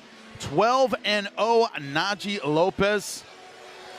Outstanding fighter in the light heavyweight division, taking up a big step in terms of competition against Lenin Castillo, the guy who's been there against some of the best in the world. It's a story as old as boxing. Why? You're 12-0, undefeated. Who have you fought? Yeah, you've looked great. Have you taken on the veteran? Lenin Castillo, the veteran, tonight. But Najee Lopez is one of those guys, he has it, right? And whatever it is, he has it. That championship ability, he's got the look, he has the skills. Will they be on display tonight? Can he look good against a guy like Castillo, Chris? That's the question. I mean, if the title aspirations that they have for him are there, then yeah, he's going to have to be able to do that. Listen, this is a great progression. He's beaten the undefeated guys. He's beaten the tough journeyman guys. He's beaten the dangerous guys who can punch. Well, now he's stepping up to not only a dangerous guy, but also a name fighter, a guy with more experience, a guy who's been in with the best in the world. And you're going to be using him as a measuring stick, like a litmus test to see how he compares to the other guys in the division where he's going to be very soon. Now, Lenin Castillo, Paulie, when you talk about veterans, you always say, are they shop-worn to the point where they don't believe they're going to win? Castillo, we haven't seen that off-a-cliff performance yet. He might still have enough mentality to at least see what Lopez has in a long, difficult fight. What are your thoughts? He had a bad knockout loss to Callum Smith, but yeah. I think past that, you know, I think he can still be reasonably dangerous for a prospect on the level of Najee Lopez, who, again, hasn't stepped up all the way. He's fought some pretty good opposition, but he hasn't stepped up to this level yet, to the former championship level contenders and so on and so forth. Keep in mind, this is Najee Lopez's main event here. It's a main event. We had Najee in a main event. There's a psychological aspect to that as well, and you put pressure on yourself when you put yourself in those positions. Not just to win, but to look good. What do the odds makers think? Najee Lopez, the odds minus 1250. The odds makers think Castillo's shot. Right. But like we said, on ProBox, the odds makers have a lot of trouble. And not just our co-main. I mean, all of 2024. We had a lot of upsets here on ProBox. We strive to make the matches that are tough to make odds for. And we do. Lenin Castillo plus 700. Let's take a look at the tail of the tape. What do the numbers show us about these two fighters? Najee Lopez, 25 years old, right in the middle of his physical prime. Lenin Castillo, 36. Look at the height. Both guys very tall for the weight class. Lenin Castillo weighing in a little bit more, but Najee Lopez, a reach advantage. It might be a factor in this fight. Our main event ready to go. Lupe, get us started. We continue here at the ProBox Event Center, Tampa, Florida. This is ProBox TV. The action being brought to you by Bet Online, along with Wild Casino. This contest set for 10 rounds for the vacant WBA Continental North America Light Heavyweight title. Este duelo, 10 vueltas por el título vacante peso super completo en la división, la división semi-completo norteamericano de la AMB. Our officials of the World Boxing Association, President Gilberto Jesus Mendoza. Our supervisor, Julio Tai. Our judges at ringside, los jueces son Harold Hunt, Michael Ross, y Braden Jackson. And now, ladies and gentlemen, prepare to be entertained. We're going to find out quién es el más macho. Your main event is on now. Presenting first. In the blue corner, presentando la esquina azul, vestido de negro con color blanco y steps in wearing blue with white trim, su peso oficial. 177 libras y un cuarto, his official weight. 177 1/4 pounds tonight.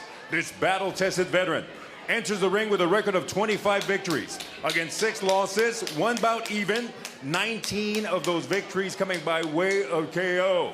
Esta noche, este veterano aguerrido entra al cuadrilátero de ProBox TV con un récord de 25 victorias, 6 derrotas, 1 empate, 19 de sus victorias por la vía del cloroformo. Repping the DR, Santo Domingo, República Dominicana, Lenin Castillo.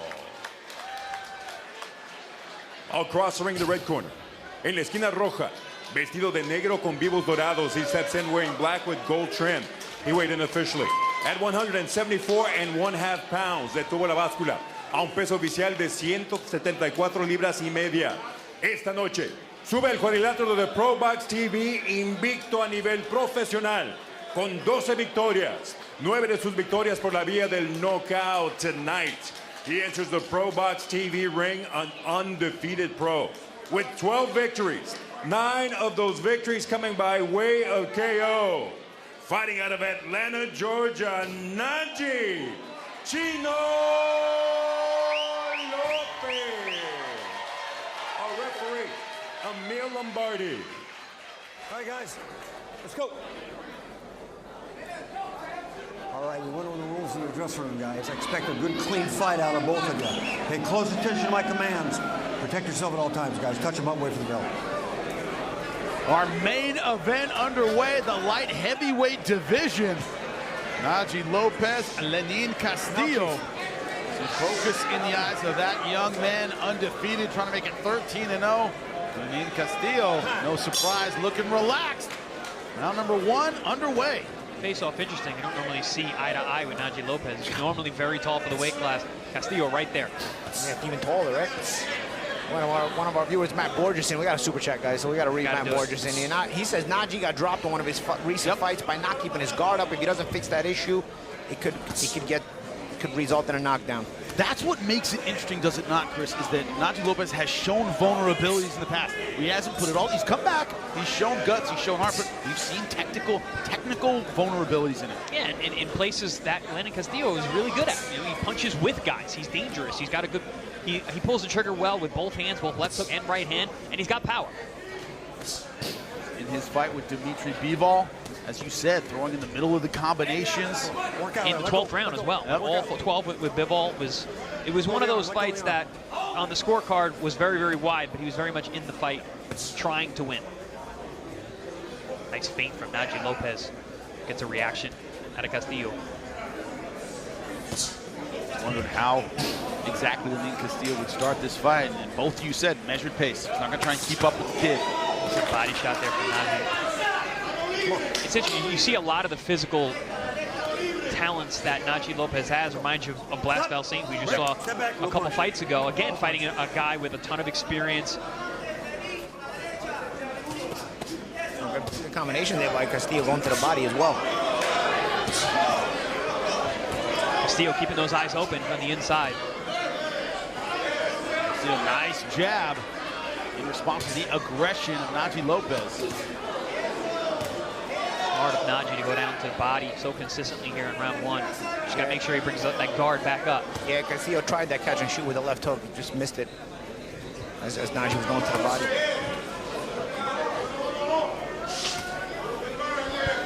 Najee doing a nice job of using that left hand to set things up, but here comes Castillo right back with the right hand over the top.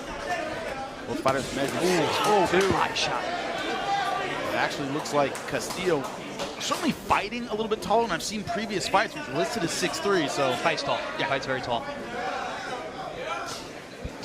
And you know, Champ, you'd mentioned that he had been knocked out by Callum Smith a couple fights ago. That's the only time he's ever been stopped. Yeah. And he's been with world-class guys, you know, for years. Callum Smith is a tremendous puncher. Got caught with a right hand early in that fight, was knocked out, but has come back with some wins and some losses, but has not been stopped since.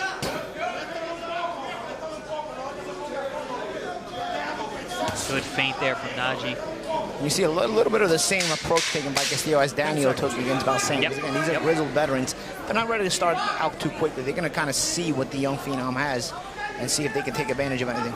And that's why I mentioned Val Saint there. Very similar matchup. With athleticism from the undefeated fighter so far.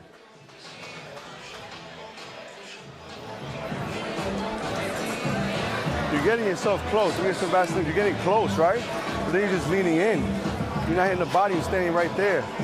Right? Off that jab, throw that hook and shoot that right hand. Okay. All right, he's setting you up for a right hand. I see you go. Yeah, but you, all right, Make sure to protect myself. Yeah, but you're very slow going back. Okay. Feints are working is good. Use that jab, okay? Yeah. Bang, bang. Don't load up on the right hand. Bang. El ritmo, el jab, como habíamos hablado. ¿Viste cómo él la baja? Tú lo que tienes que hacer es virar y venir rápido con el go. ¿Ok? Eso es lo que tenemos que hacer, ¿ok? Y después, yo puedo atrás con la traca del cuerpo. Tú viste que bajo las manos, me la metiste las manos. Entonces sigue con el 1.20. ¿Quieres más agua? Estamos bien. Hey, 1.20, 1.40 en combinación, ¿ok? Vamos. Guys, super chats keep coming. Cammy PR says, shout out to Paulie, one of the best in the game. Ben Center's in the building. You gotta show that to me. I don't believe that. I gotta give a shout out to Cammy. Yeah, it is there. It is there. Okay. All right, Paulie. Hey guys in the chat. By the way, this is the YouTube chat. But if you guys download the app, the more subscriptions we get, the better the fights are gonna get. Because you know what, it allows our channel to grow, and allows our budget to get bigger to be able to afford better and better fighters. So nice slick move there from Najee Lopez to evade a combination from Castillo. Loaded up with a couple big shots. Yeah, angled out, bladed out nicely there. Good body shot there by Lopez as well. But yeah, guys, going back to what I was saying, download that app, man, because it allows us to keep growing this channel. Chopping right hand from Castillo.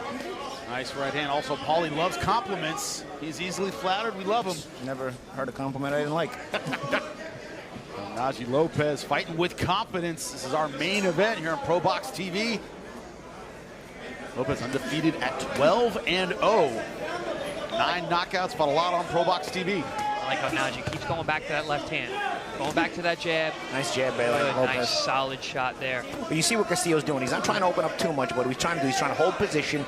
And if you hold position, you can be in a position to be able to punch back if Lopez makes a mistake on the defense or on the out from those punches he's throwing. He's not going to be able to match Najee for usual exuberance and hand speed and combination. So it's smart of him Try to beat him on position. play the veteran move, the veteran tactics.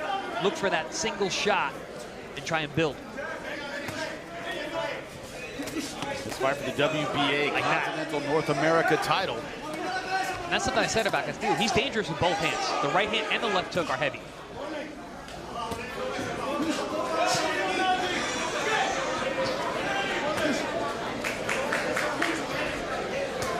One of the questions, who would win the jab battle in this fight so far? Najee Lopez certainly busier with the jab.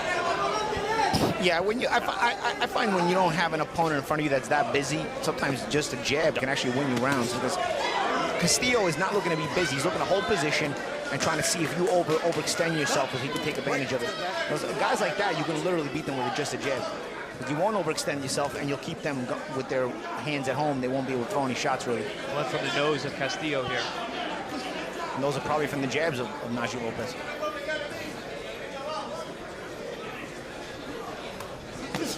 Castillo has the fundamentals, an Olympian in 2006 in Beijing.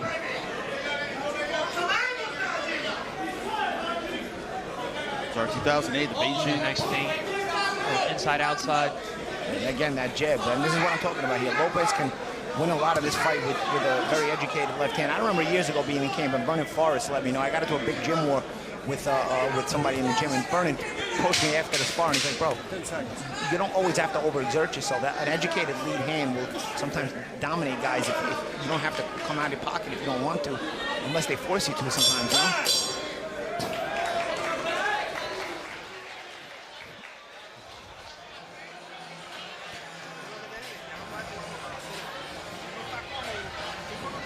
Dame tres, profundo, viene. Viene.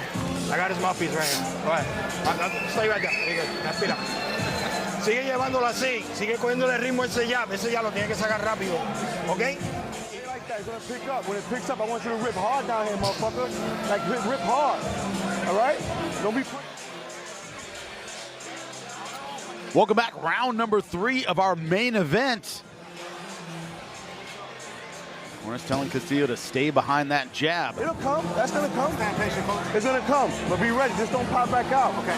All right? Yes, sir. Chin down, Najee. Chin down. And I think that's what Mark Freight's kind of telling him, you know, don't overlook for it. It's gonna come.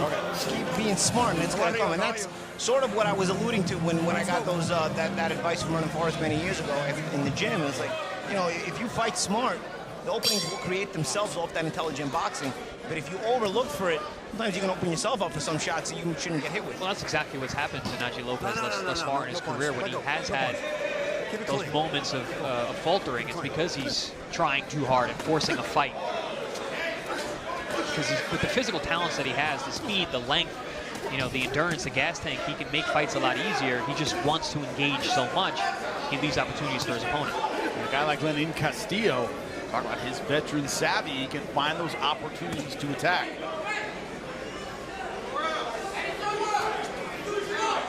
He's at the point in his career as well where he's taken on prospects. Last time out, lost to a prospect 12-0, Juan Carrillo. That was in Puerto Rico. He's got to learn how to deal with these kind of guys who, as you said, Chris, have the physical advantage. Yeah, and that's why we keep talking about how much does he have left. Has he fallen into that rut of, I'm going to fight these undefeated guys, and yeah, I'll get to the end, but I'm not really here to win. I don't really see that thus far from Castillo, but more and more, I think, as this fight wears on, we're going to see him opening up less and less. Because he's getting tattooed on the outside with that left hand. Yeah, and that's the thing. What I was alluding to is Lopez. If you got a guy like Castillo who's looking for you to overexert yourself and trying to make you pay, well, then you got an educated and sharp left hand like Lopez does. Then you're gonna create a situation where Castillo's not gonna be able to get off. Jab from Najee. Every once in a while, he slips in a real heavy, stiff one. And that's where you're seeing the blood from the nose of Castillo, and it's keeping him on the outside. That's also what you want to mix the gears. You also want to mix the gears on that lead left hand. If you're Lopez, you know, that's how you keep it tricky. I mean, that's very smart, Champ, that he is doing that at times. That stiff one in there, and then the speed ones, and also, you know, I also like he's walking the ring. He's walking the ring at times. Lopez is taking a walk. Oh, he looked low and went high with that right hand. He looked down at the body. That's the thing. When you're keeping the man busy with that left hand, you're giving him a lot of different looks. That's when you can sneak in the offense behind it like that. Yep. And also walking the ring, Champ, you may do with that. Showboating a little bit with the jab. Changing the distance, and continues to make things a little more complicated for Castillo, who's got his feet a little bit stuck in the mud. Paulie, you talk about confidence. Najee Lopez right now feeling it, dropping his hands. That's the thing, though. Again, when you work off that lead hand so smoothly, it starts to flow naturally. That's what I mean. You don't have to look for it. Your natural ability just starts to flow. He's also building off of a lot of what he's doing. Exactly. Which I really like.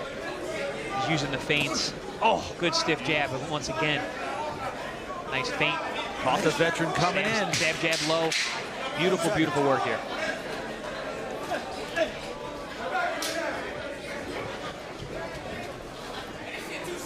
Double, triple feint. Great round from Najee Lopez. Giving a lot of different looks here.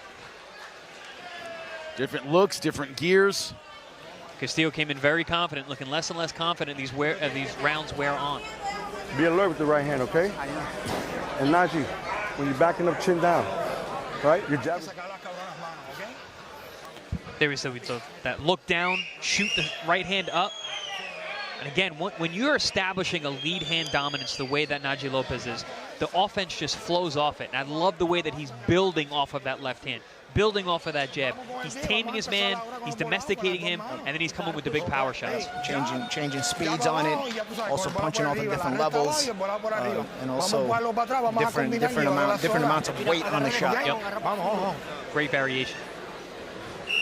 Hey, esta es tuya, esta pelea es tuya, cabrón. You hear me? You alert. Let's go. Let's go. Castillo's corner saying, this is yours. That's the bell. He's going to have to go for it, though, because that last round was not a good round for him. Round number 4. Our main event, Najee Lopez, once again, starting with the jab. Nice, sharp right hand afterward. And Lenin tried to go downstairs to the body. Again, he's trying to hold that ground and try to punch with Lopez. Now you see Lenin. Again, that's why you got to pick your moments when you let go of the other shots. Standing his ground a little more this round, wants to assert himself.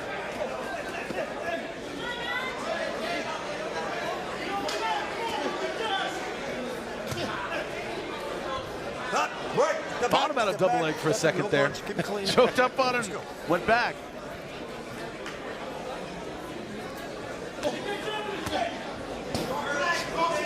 Najee Lopez, decorated amateur in his own right, Junior Olympic and Georgia Golden Gloves champion. He was an amateur. Does have that amateur pedigree.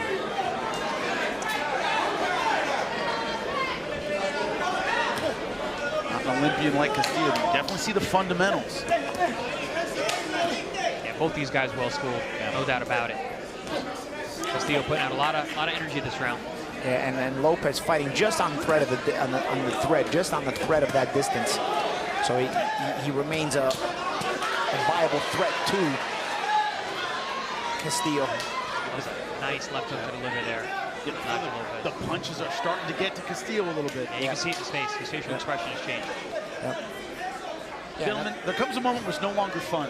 Castillo seems to be like, Well, it's also, you know, I like the approach that Lopez taken with this distance. I just said he's on the thread of the threatening distance, but at the same time, he's also on that thread where he's safe as well. He knows exactly when to step in and when to step out. Well, a lot of that's coming from, that was a beautiful slip, but a lot of that's coming from the feints as well. Yep. He's keeping Lenin Castillo off balance. Off balance. He doesn't know exactly when he's coming or going. And when you got a guy like Castillo who pulls that trigger and lets go with big shots, you make a guy miss, it makes him hesitant. They didn't want to do it anymore. And you know something that was always taught to me through the years in the gyms was your feints work more effectively when your jab is sharp. And right now, Lopez's lead hand with that jab variation is really sharp. Good body shot there on the way out for Najee Lopez. Great combination, finishes down low. Castillo did not like that shot. And he's catching Castillo waiting. You see those eyes up and down, and it seems like Castillo's kind of waiting for when the strike is going to come rather than initiating himself. He's trying to punch with Lopez, but that change of variation prevents him from being able to time it. Changing levels, changing speed, changing angles. Castillo's having trouble getting a beat on. Ooh, nice jab. Yeah, stiff. Snappy. Beautiful work so far from Najee Lopez. Opening up, getting more and more confident, gentlemen. Needs to be careful, though. He still has a dangerous guy in front of him. And we've seen this in the past with Najee Lopez. Gets a little too confident, gets hit with shots he doesn't need to. So far tonight, he's been very sharp, though. He's the guy in the corner. You have to calm down more than pump up. Got to keep reminding him. Stay on track. Keep that left hand working. Get those feints going. Don't stay in there too long if you don't need to. So dangerous. That was that like combination this, I was talking about when he finished down low with the left hook to the body.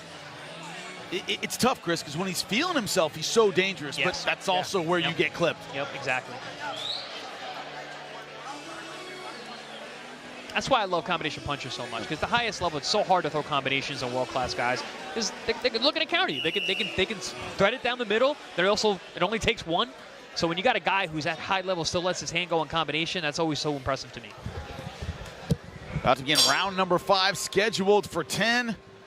Local Tampa fighter Antonio Tarver saw him in the crowd. When I asked him about Roy Jones Jr., he said, when a guy has speed, you got to punch in the middle. Yeah. You got to interrupt their offense right in the middle of what they're doing. George Foreman always said it, timing beats speed. Yep. Yeah, Teddy, that was a Teddy line, too. I used to love saying that. You talked about sparring with Vernon Forrest. He was one of the masters of that. Yeah. That's how you beat Vernon Shane, was good right? at everything. Sugar Shane, yeah, beat him twice. Vernon was good at everything. He was. Nice combination. Beautiful stuff from Najee Lopez. Those touches to the body, though, nice snap shots. He's picking his spots well to touch the body every once in a while. That could pay dividends as the fight weighs on. When you talk to him, Najee was excited about this opportunity. He didn't see this as a step up that he has to worry about. It's a step up to show people how great I am. Yeah. So far, he's doing that. It's a recognizable opponent. I think Najee's beaten some very good opponents in his career as a prospect, but they're not recognizable to the average fan. So I don't think he got the credit he may have deserved for the level of opposition he's been beating. A guy like Lenin Castillo now is more recognizable to the boxing public. So beating a guy like this, maybe beating him in an impressive fashion, the way he's doing so far, that may open up more eyes to Lopez. But we here at ProBox, we've already known the kind of opponents that Lopez has taken on and beaten. Oh, good left hook there from Castillo. A bit of a balance move there. Yeah, caught Najee Lopez off balance. You know, this is what I was talking about last time, on staying in the pocket a little too long. Oh! left hook. Beautiful feint to the body. I love how he set that up. He went to the body first. Love that move. Went to the body first. Had Castillo thinking for the left hook to the body, then feinted it and shot the left hook to the head. Champ, that's what I was talking about. Building off of what's working. That's beautiful. And Castillo, the veteran, initiating a firefight. Yeah, Castillo didn't like that. You saw him playing with his jaw a little bit off the clinch. Very nicely done. Now you're starting to see the relaxed Najee Lopez. He's confident, so he's not overthinking, and you're starting to see that flow. He's getting into that flow. See, he's right at that edge of that distance. Look at the eyes. He's looking up, looking down. I love the eye feint. It's the nuances in the sport. That's what separates the best from everybody else. And Castillo going to keep trying to impose the position battle. It's all he can. Oh, another good right hand. Back comes Castillo with a big left hook, though. That's all Castillo can do. He's going to keep trying to impose this position battle. And this is why you fight guys like this, because you keep you focused the entire fight. They're not just going to go away. They've been at championship level. See how Najee mixes up the power? Yeah. 2 fast punches, big left hook upstairs. Even though it was blocked, still got everyone's attention. When you change gears of the pace, when I talk about changing gears, not just the pace of the fight, it's also the gears of the speeds of the punches you throw and how much emphasis is on each one. Gentlemen, you talk about Castillo answering back. When it comes to the snap, there's no comparison. No. Lopez has snap on his punches. Also, just the length of the combinations, you know, the amount of punches he's throwing.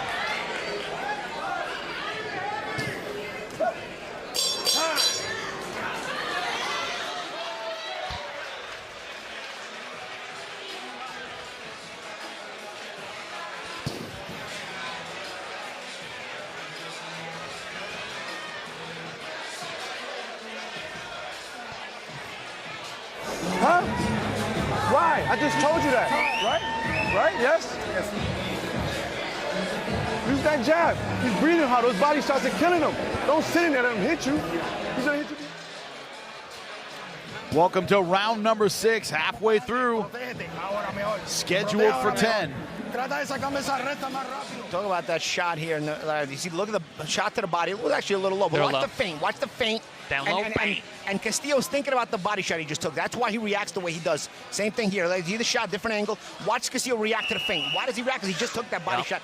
Beautiful left hook to the head, and that was well seen by Lopez. Nice right hand there by Lopez at the end of the round as well. Good observation, good thinking ability. This is what you talk about when you talk about IQ of a prospect.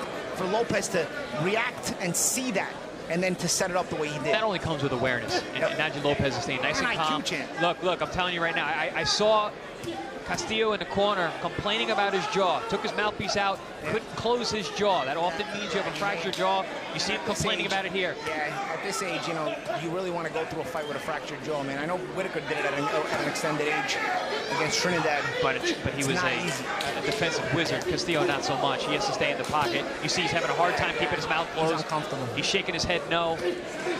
This fight is close to being stopped. He took that big left hook last round, but also that big right hand that we showed you in the 2 replays. But gentlemen, he's throwing.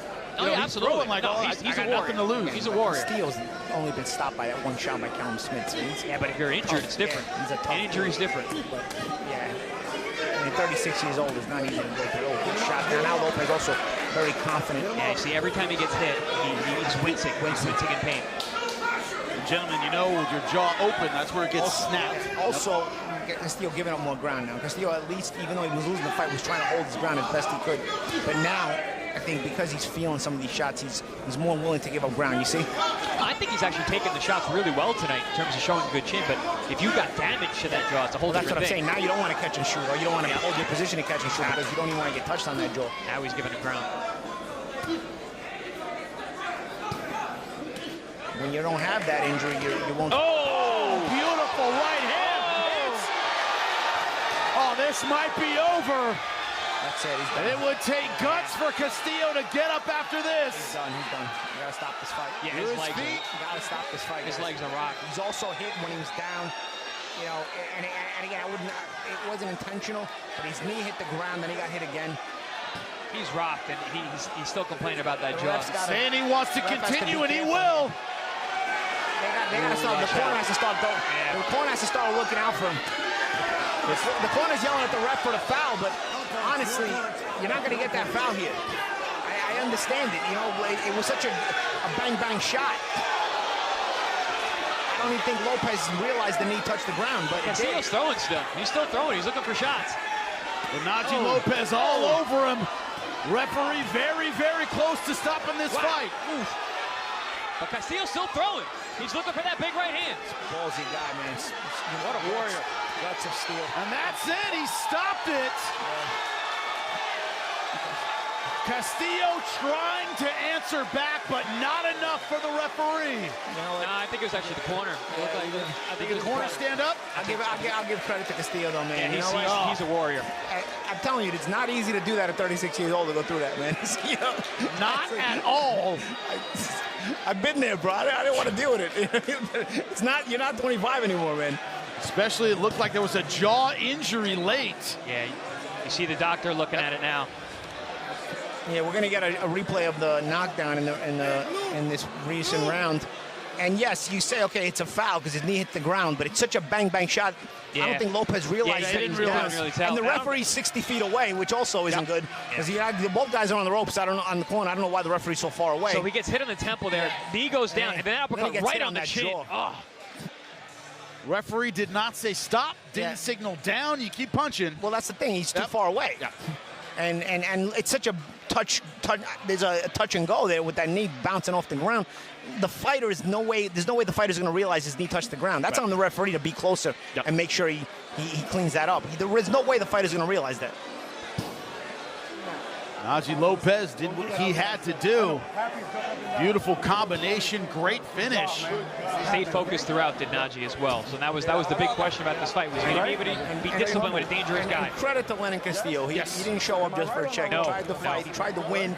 Tried to see what Najee had. It was too much. But even when it was getting bad, he still was trying to fight the whole way. Even at the very end, he was throwing some big right hands trying to land that one shot. Castillo's corner complaining about the referee being too far away, also which allowed Najee to hit him after it went down. I think those are valid complaints. Valid complaints. Yes. But I like how they're not complaining about the shot when he's down, because that's not Najee's fault. It's the referee not being in position.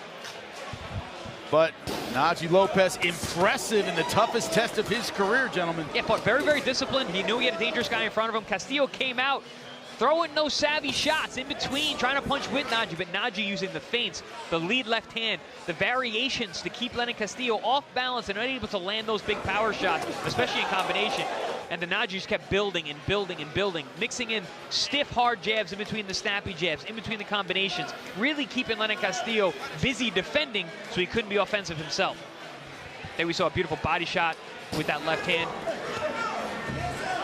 There was that left hand that seemed to have knocked Najee off balance. But it was that shot right there which seemed to damage the jaw of Lenin Castillo. He went back to the corner, taking his mouthpiece out, complaining about it, having trouble closing it, and then bang, big right hand, left hook combination. I mean, there's no way the referee's supposed to be that far away, guys. I mean, you're on the ropes. I don't like the referee being too close when the action is moving, but there's no movement there. Lenin is against the ropes. There's no reason to be that far away. It looks like the commissioner was signaling that the corner had stopped the fight. I believe that's how the fight ended. I think that was a good stoppage. Well, Castillo didn't want to stop. You saw him. He looked around like, why are we stopping a fight? What a warrior. What a warrior. I mean, he was throwing. He's fighting. It wasn't like he stopped fighting. He was fighting. Yeah, he made that man, Najee Lopez, earn it. Lupe, make it official. Ladies and gentlemen, inside the ProBox TV ring, referee Emil Lombardi steps in and stops this contest with an official time of 2 minutes 36 seconds of round number 6. El referee Emil Lombardi para la contienda con un tiempo oficial de 2 minutos 36 segundos del sexto episodio, declarando el ganador por knockout técnico, declaring the winner by way of technical knockout. And now, the WBA Continental North America Light Heavyweight Champion, Najee Chino Lopez. Blast Val Saint cheering on his stablemate. Better make room for a lot of belts for this man, Najee Lopez. And I'm telling you, tonight, especially with Khalil Coe and Ben Whitaker not looking good recently in their fights, I think Najee has really stepped up to the plate here. Might be the premier prospect in the light heavyweight division. In a tough weight class where at the very top you've got some very good fighters.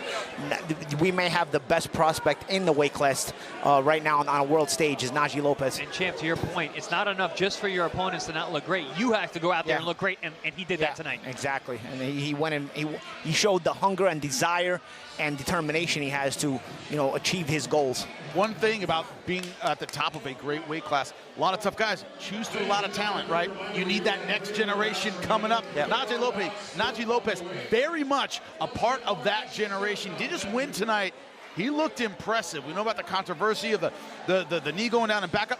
He was looking great before that. Yeah. His skill set, incredible. Yeah, listen, the knee is that's not his fault. Nope, not at all. The referee was far away. He did his job. He went out there. Yeah. But listen, we kept talking about it tonight. He set the plate to eat, and he ate. Yeah. That's all there is to it. You gotta set the table to eat, right? That's right. Set the table to eat. I said plate. Set the table with the lead left hand. We were very complimentary of that because that is your ticket to going many rounds when you get to that world-class level where you just can't get everybody out of there in 1 or 2 rounds, and you've got to now know how to navigate your way through the rounds. That educated left hand is your ticket to get you to set that table throughout a long fight, and that's exactly what Najee Lopez showed tonight. That and the consistent feinting. That was really big tonight. When you got to counterpunch, you got to feint it out. As I said, though, Champ, the feints get more effective when your lead hand is sharp. And when you have a sharp lead hand, those feints are going to be destroyers. And that's we saw the product of that tonight. When the punch works, they buy the feint. Because think about it. Jeremiah Milton was feinting too, but there was no good lead left hand, so it wasn't like Wright didn't buy anything. But you see how effective the feints become when your lead hand is sharp and it's varied and it's creative. Najee had all that. The whole time, Lenin Castillo was trying to fire back, trying to throw big punches. His corner said, chin down, keep your defense solid. He did that the entire fight. There was never a lapse where he's like, I got this guy. Never did that. He stayed tight the whole time. We were wondering about that. In the past, he's done that. And he's gotten clipped. He did not do that tonight. But I'll tell you what, it was also Castillo. Credit to Castillo. This is why you get this kind of opponent who kept him honest by at least showing the position. Castillo couldn't really let his hands go all crazy. He's a little bit older. But what do these savvy veterans do? They know how to be in position to where if they see something, they can pounce on it. Castillo kept trying to put himself in that position, so he kept Najee honest because you see a guy who's constantly trying to put himself in position. And as a good young prospect, you recognize that. You recognize, okay, this guy's in dangerous position. I got to stay sharp, and Najee did that. But we had a question about Lenin Castillo. Was he shot? Was he shot-born? Could he pull the trigger anymore? I don't think it had anything to do with his age today. I think it had to do with Najee, like we said, keeping him honest, not giving him the opportunity, not letting him be in the position to land those counters. It's not the best Lenin Castillo, Champ, but I think it's still a Lenin Castillo who's viable and who can bring out the impressive things that your prospect needs in order to keep getting better. And that's exactly what we saw tonight in Najee Lopez. This is why you match your prospect with a guy like this. It comes a point in your career where you get these kind of guys and you see how you beat them. You're supposed to beat them still because they're past their prime. You're supposed to beat them.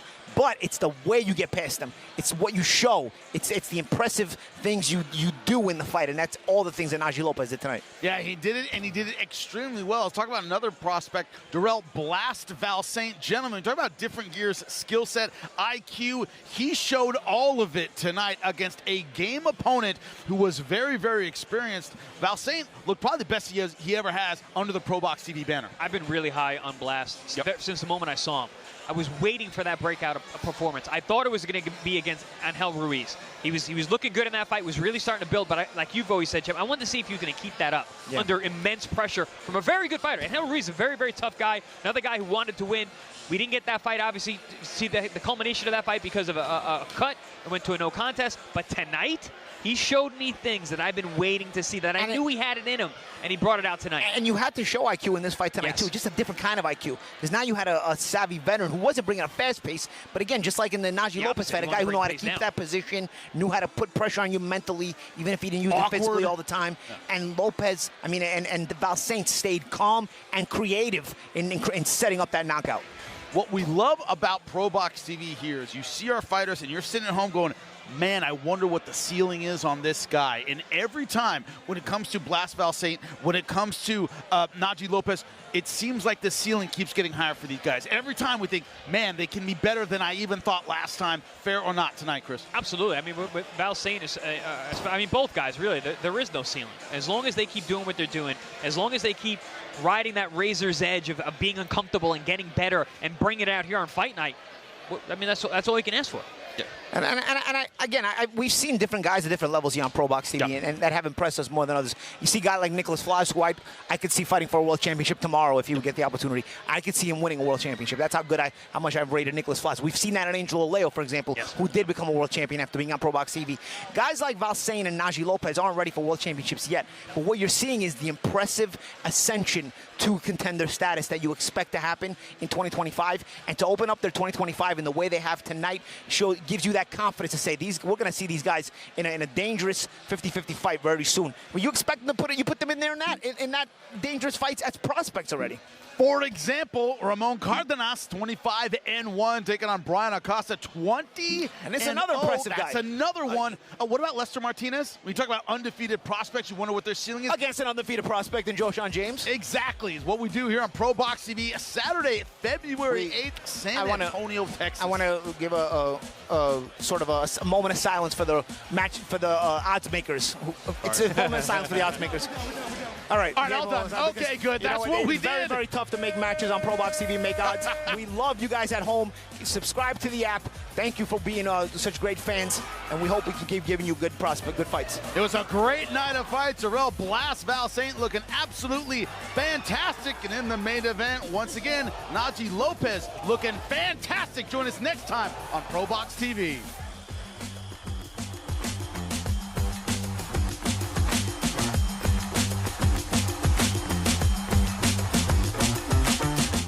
A little bit of patience here, because Aduka is not going to let himself get hit cleanly. As you said, he's a little bit awkward. But at the same time, Aduka take more and more control of the ring. The shots will open up for themselves, like they did right there. Beautiful. And Aduka only finished once in his 3 losses, and that was the most recent fight against Booker. And Booker, who's not really known as a puncher, but he is a southpaw.